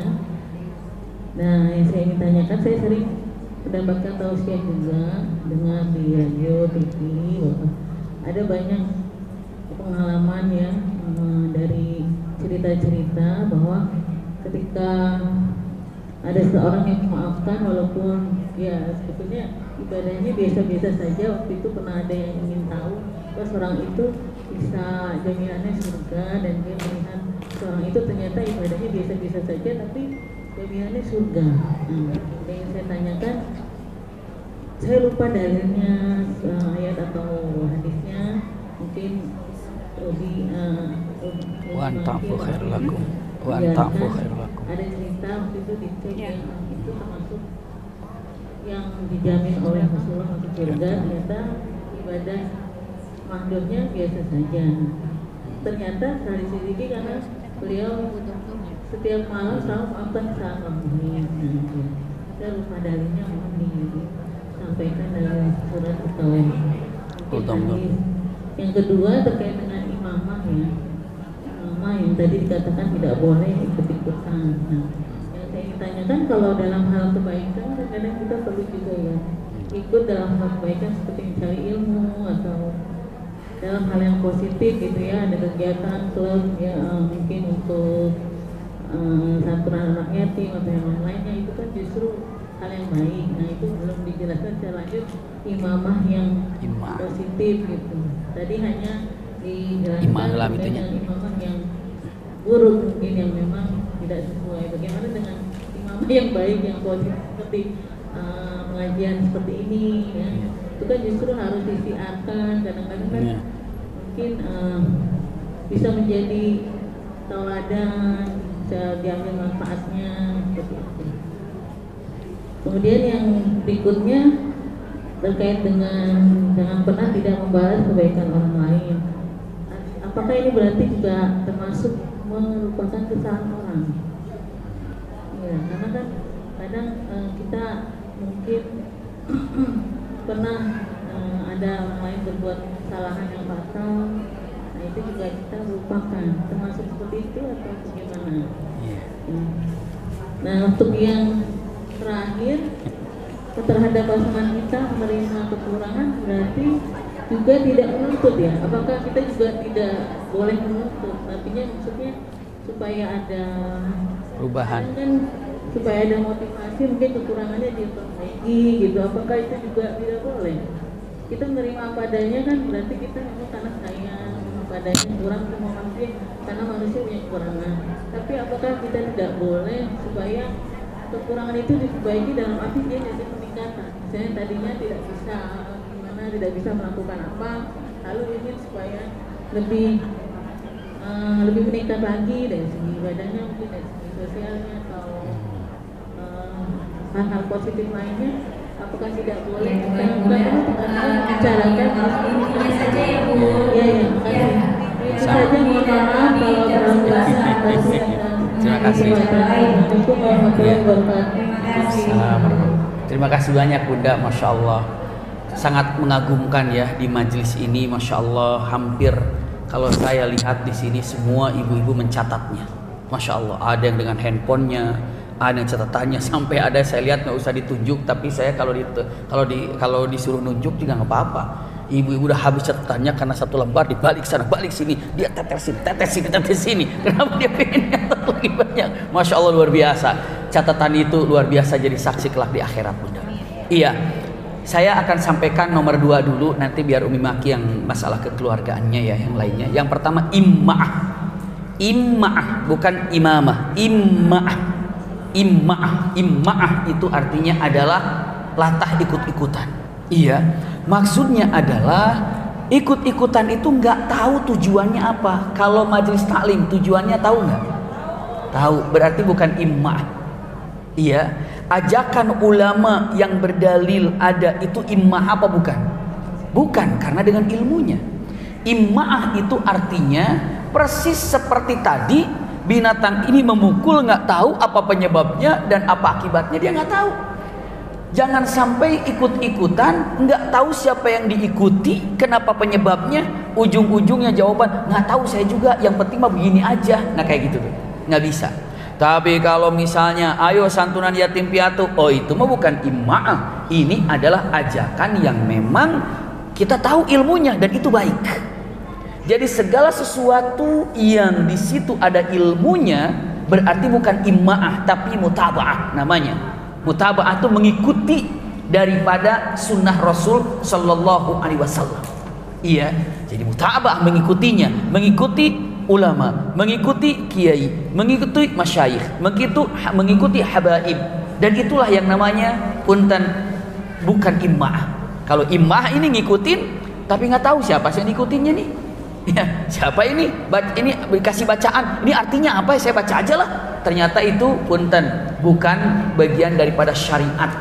Itu ditakutkan. Jadi artinya jangan ikut-ikutan tanpa ilmu yang diketahui. Itu yang dikatakan imma'ah. Terima kasih Bunda. Selanjutnya, tadi ada nomor apa lagi ya? Nomor 1 biar Umi. Nomor 2 tadi immaah, nomor 3-nya apa tadi ya? Ada yang ingat? Ini dulu deh, apa namanya? Oh gini. Kalau seandainya keluarga, nah ini nomor 4-nya, nanti nomor 1-nya Umi Maki. Kalau misalnya ada keluarga yang mana kita menerima apa adanya, gitu kan? Menerima apa adanya itu kekurangannya bukan berarti kita menyerah. Bukan kita menyerah dalam artian mengatakan kata-katanya, oh lihat punten, ada satu kenyataan yang indah. Mungkinkah suami menemukan kekurangan istri? Mungkin. Tadi Umi Maki menyatakan kekurangan ini adalah bagian daripada kemudahan untuk kita menjadi ahli surga. Sabar menerimanya plus sabar merubahnya.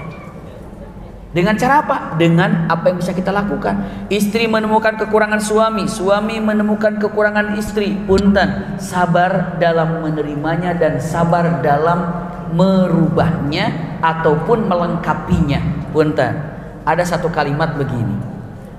Jika ini biasanya terjadi kalau pas lagi pernikahan, lagi apa tuh namanya? Lagi akad, sebelum akad atau bagaimana, bilang gini, jika nanti kamu menemukan dari sifat anakku yang buruk, maka tolong engkau terimanya dan tolong engkau perbaikinya dan tolong engkau merubahnya. Perbaiki dan rubahnya.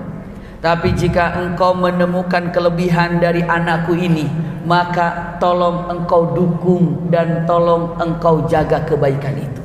Itu ada kata-kata itu.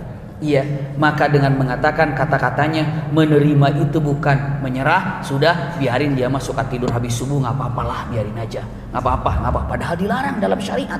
Maka berubahlah pelan-pelan, namun cara merubahnya itu dengan kata-kata baik. Jadi ketika mengatakan menerima kekurangannya, wa asa antak, dikatakan wa ashiruhunna bil ma'ruf wa in karihtumuhunna fa asa an takrahu syai'an wa yaj'alallahu fihi khairan katsira. Sesuatu kekurangan dalam istrimu, dalam suamimu, dalam pasangan hidupmu, itu adalah sebenarnya kebaikan yang Allah siapkan. Untuk apa? Kita sabar menerima dan kita sabar merubahnya. Seperti itu. Kita sabar menerima dan kita sabar merubahnya. Itu ketika berkaitan di luar syariat. Iya, maksud di luar syariat itu apa? Tidak berkaitan, misalnya dia kelemahannya, misalnya maksudnya gini nih. Kalau di dalam syariat tidak boleh. Dia kebiasaannya nggak sholat, itu jangan diterima itu. Dia kebiasaannya itu nggak pernah sholat, itu nggak boleh. Tapi dia kebiasaannya apa? Dia kebiasaan kalau mandi anduknya berantakan, itu biasa. Maksud biasa itu berkaitan dengan laki-laki dan perempuan. Dia kalau masuk rumah sepatunya nggak ditaruh di tempat sepatunya.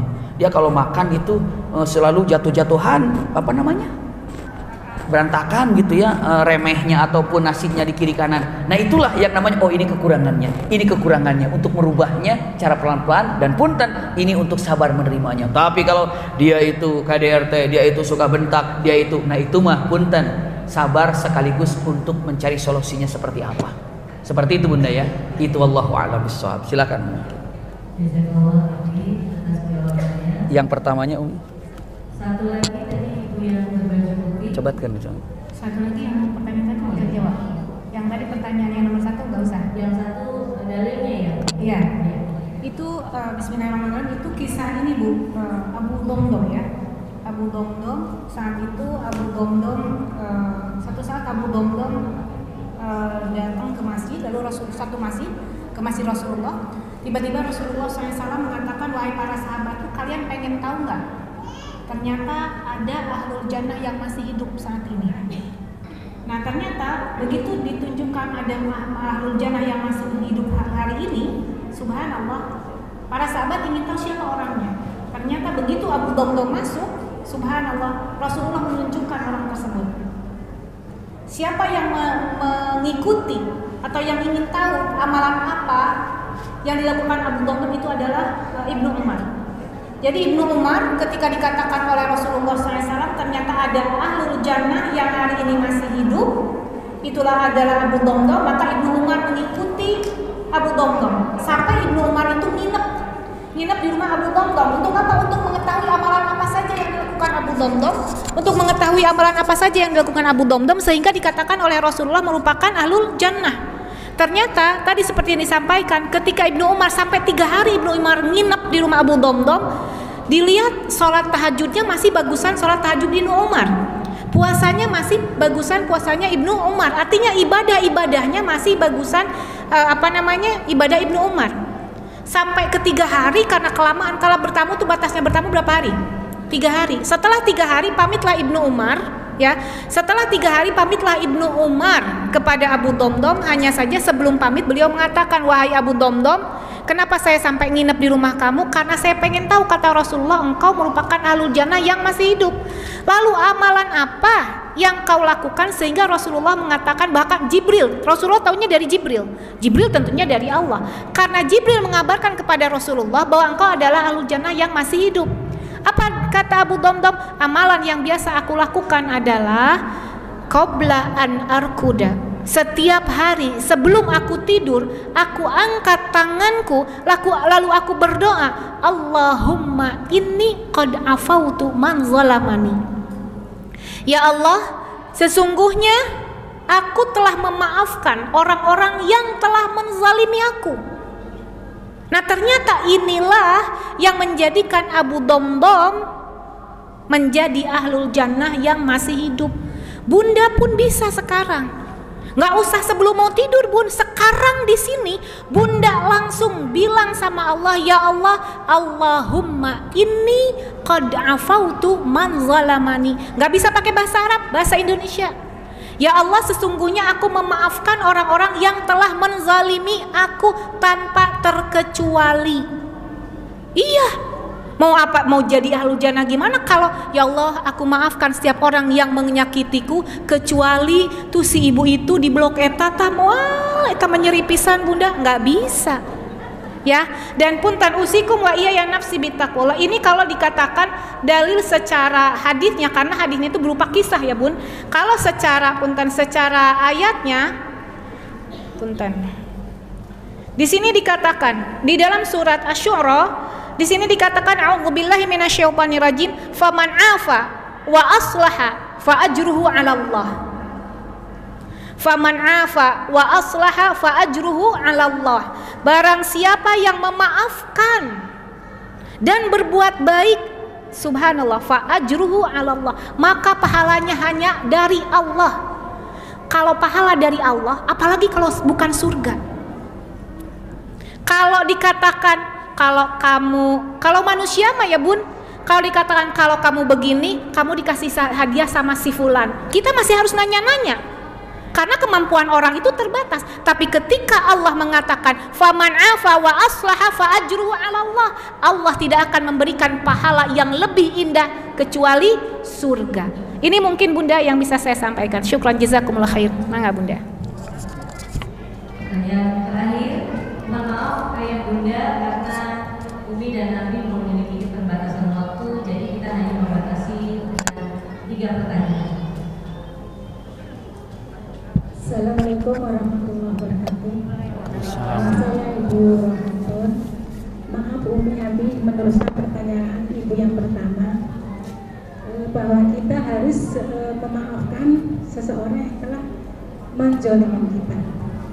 Sedangkan kita udah memaafkannya, tapi kok di dalam hati sedikit masih ada sisa.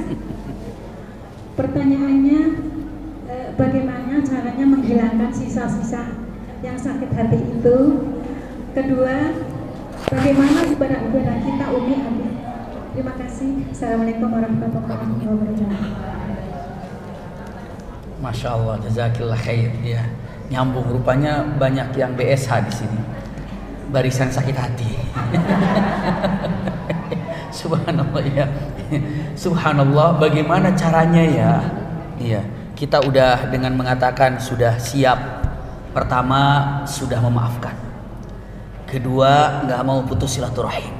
Ketiga, udah berusaha untuk melupakan ataupun berusaha untuk berbuat baik, tapi masih ada aja gitu ya. Ini gimana caranya agar legowo bisa plong? Seperti apa? Punten. Pertama, doa pada Allah Subhanahu wa taala.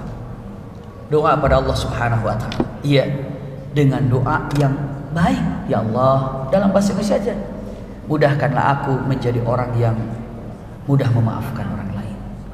Itu minta kepada, kenapa? Karena yang namanya hati manusia ini itu Allah yang menguasai. Sehingga doanya ada kata-kata ya muqallibal qulub tsabbit qalbi ala dinik. Seperti itu, ya muqallibal qulub tsabbit qalbi ala syai'in. Wahai engkau yang membolak-balikan hati manusia, jadikan hati ini untuk mudah memaafkan. Untuk mudah memaafkan, minta kepada Allah. Ini yang pertama yang harus dilakukan. Yang kedua, punten, yakinkan bahwa lihat, kalau tadi ajrunnya itu dari Allah Subhanahu wa taala, saya akan sampaikan. Punten Ibu, ketika memaafkan perlu sabar nggak kira-kira? Banget. Yang paling besar itu pahala innama yuwaffas sabiruna ajrahum bighairi hisab, tanpa batas. Tanpa batas. Kalau saya manusia bawa uang 1 koper. Lalu saya katakan, Ibu silahkan mau ngambil, yang kanan saya mengambil berapa, yang tengah saya mengambil berapa, yang kiri saya ngambil berapa, diambil, habis nggak nanti uangnya? Kalau Allah bighairi hisab nggak pernah habis. Satu itu. Contoh yang kedua, kalau ada anak SD bilang mengatakan, Abi Maki mau apa? Aku punya uang banyak. Saya akan berpikir, ini anak SD bilang uangnya banyak, paling 100.000. Uang SD bilang, aku uangnya banyak, paling 200.000 gitu kan. Tapi kalau ada orang turun dari mobil, bahkan dari jet pribadi, pakai ajudan sebegitu turun, Abi Maki mau per apa? Saya kasih. Wah, nggak sama lagi dengan kata orang SD tadi. Kenapa? Orang yang menyatakannya siapa? Allah mengatakan bighairi hisab. Ini Allah yang menyatakan bighairi hisab ini. Jadi dia mengatakan sabar. Yang pertama doa, ya, doa pada Allah Subhanahu. Yang kedua, tahu kalau pahalanya itu adalah tanpa batas. Tanpa batas pahalanya. Yang ketiga, punten, camkan baik-baik. Bisa jadi ibu yang disakiti, tapi kesuksesan untuk anak-anak menjadi lebih baik.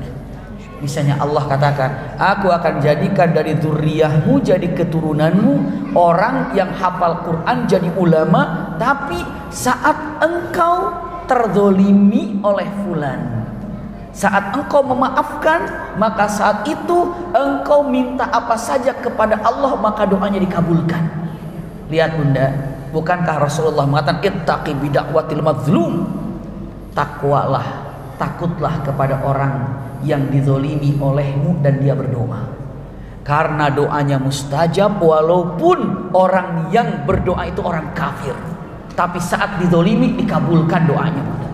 Maka orang yang dizolimi pilih 3. Orang yang dizolimi itu pilih 3. 1, doa untuknya kebaikan. 2, memaafkan, pasti sudah memaafkan. Iya. Yang kedua, punten, doa keburukan untuk orang yang menzoliminya. Gitu kan? Yang ketiga, tidak doa untuk dirinya, tidak juga berdoa buruk kepadanya, tapi diserahkan kepada Allah. Ya Allah, saya serahkan orang ini kepadamu. Lalu dikatakan, boleh kita mendoakan buruk kepada orang yang menzolimi? Silahkan Bunda. Terlalu banyak dalil menyatakan hal itu, tapi boleh Bunda. Tapi ini adalah doa pamungkas, doa jetu. Kalau dikatakan voucher yang luar biasa, kira-kira mau digunakan untuk apa? Pasti digunakan untuk surga. Contoh, ya Allah, dengan perasaan saya sakit hati dizolimi oleh fulan, saya maafkan dia, doakan dia, dan saya doakan dia semoga dia soleh. Bahkan tadi kalau Umi Maki di awal, alhamdulillah saya tidak termasuk orang seperti dia menzolimi orang lain. Syukur dulu kepada Allah. Ya Allah, saya terima kasih Engkau jadikan aku tidak seperti dia yang menzolimi orang lain.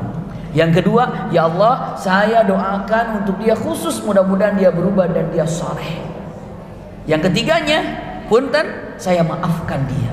Yang keempatnya, dengan rasa terzolimi ini saya doa, mudah-mudahan saya dan keturunan-keturunanku kau kumpulkan di sorga. Mustajab itu Bunda.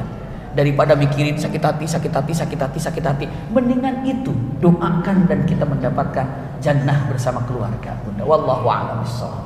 Allah barik fiik. Jazakallahu khairan Umi atas jawabannya dari para jamaah. Rasanya belum puas ya, Bunda ya. Tapi karena keterbatasan waktu, kita harus tutup kajian ini dengan doa. Tafadhol Abi, perkenan untuk memberikan doa menutup acara ini dengan doa. Terima kasih.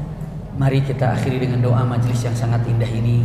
Allahumma, ya Allah, ya Allah, Alhamdulillah, alhamdulillah, alhamdulillah. Allahumma salli ala Sayyidina Muhammad wa ala ali Sayyidina Muhammad. Allahumma ahyina bil iman wa amitna bil iman wa akhrijna min hadhihi dunya ma'al iman. Ya Allah, ya Rahman, ya Rahim, Engkau Maha Pengasih dan Engkau Maha Penyayang. Terima kasih ya Allah, Engkau telah hadiahkan kepada kami keimanan. Terima kasih ya Allah, Engkau telah hadiahkan kepada kami sesuatu yang paling berharga dalam hidup ini adalah iman. Dengan iman yang kami miliki saat kami mendapatkan kebahagiaan, kami bisa bersyukur. Dengan iman yang kami miliki saat kami mendapatkan kesulitan, kami bisa bersabar. Ya Allah, ya Rahman, ya Rahim, dengan iman ini pula kami bisa berkumpul di rumahmu ini. Ya Allah, ya Rahman, ya Rahim, siapapun yang hadir di majelis ini, siapapun yang mengangkat kedua tangan ini, apabila saat ini memiliki hajat atau keinginan di antara kami, kabulkan semua hajatnya ya Allah. Siapapun di antara kami yang hadir di majelis ini, apabila saat ini memiliki kegundahan, memiliki ketidaktenangan, memiliki permasalahan, maka angkatlah dari berbagai macam kesedihannya ya Allah. Gantilah seluruhnya dengan kebaikan dan kebahagiaan. Ya Rahman, ya Rahim, jika ada di antara kami yang hadir di majelis ini, apabila saat ini dalam keadaan kurang sehat atau memiliki anggota keluarga dalam keadaan sakit, apakah orang tuanya yang sakit, ataupun suaminya yang sakit, ataupun istrinya yang sakit, ataupun anak-anaknya yang sakit, ataupun mantunya yang sakit, ataupun cucunya yang sakit, ataupun sahabatnya yang sakit, ataupun tetangganya yang sakit, maka kami mohon ya Allah, sembuhkanlah. Fa innaka antas syafi la shifaa illa shifauk, shifaan la yughadiru saqaman. Ya Allah, ya Rahman, ya Rahim, siapapun yang duduk di depan kami, siapapun yang duduk di belakang kami, siapapun yang duduk di samping kiri kanan kami, apabila saat ini sedang memiliki hajat atau keinginan, kabulkan semuanya. Kabulkan semuanya. Kabulkan semuanya. Ya Rahman, ya Rahim. Ya Rahman, ya Rahim, siapapun yang hadir di tempat ini, tidak ada di antara kami selesai acara ini kecuali seluruhnya telah Kau ampuni dosa-dosanya, bagaikan bayi yang baru dilahirkan. Ya Allah, ya Rahman, ya Rahim, kami yakin Engkau telah menyebut nama-nama kami yang hadir di majelis ini. Karena dalam hadis Rasulullah SAW, siapapun yang duduk berkumpul mempelajari syariat Allah, syariat Islam, kebesaran Allah dan kebesaran Nabi-Nya, maka tidak ada satu orang pun yang hadir di tempat ini kecuali seluruhnya basah kuyup dengan rahmat Allah Subhanahu wa taala. Kecuali seluruhnya Allah hujani rahmat dari Allah. Kecuali seluruhnya Allah sebut namanya satu persatu untuk dijadikan sebagai penghuni sorga Firdaus-Mu. Hari ini sudilah kiranya Engkau ya Allah menyebut nama-nama kami sebagai penghuni sorga Firdaus-Mu. Rabbana atina min ladunka rahmah wa hayyi' lana min amrina rasyada. Rabbana zalamna anfusana wa illam taghfir lana wa tarhamna lanakunanna minal khasirin. Rabbana atina fid dunya hasanatan wa fil akhirati hasanatan wa qina adzabannar. Subhana rabbika rabbil izzati amma yasifun wa salamun alal mursalin walhamdulillahi rabbil alamin. Amin ya rabbal alamin. Jazakumullah khair ala husni istima'ikum lakum minna al-hubbu wa du'a. Wassalamualaikum warahmatullahi wabarakatuh.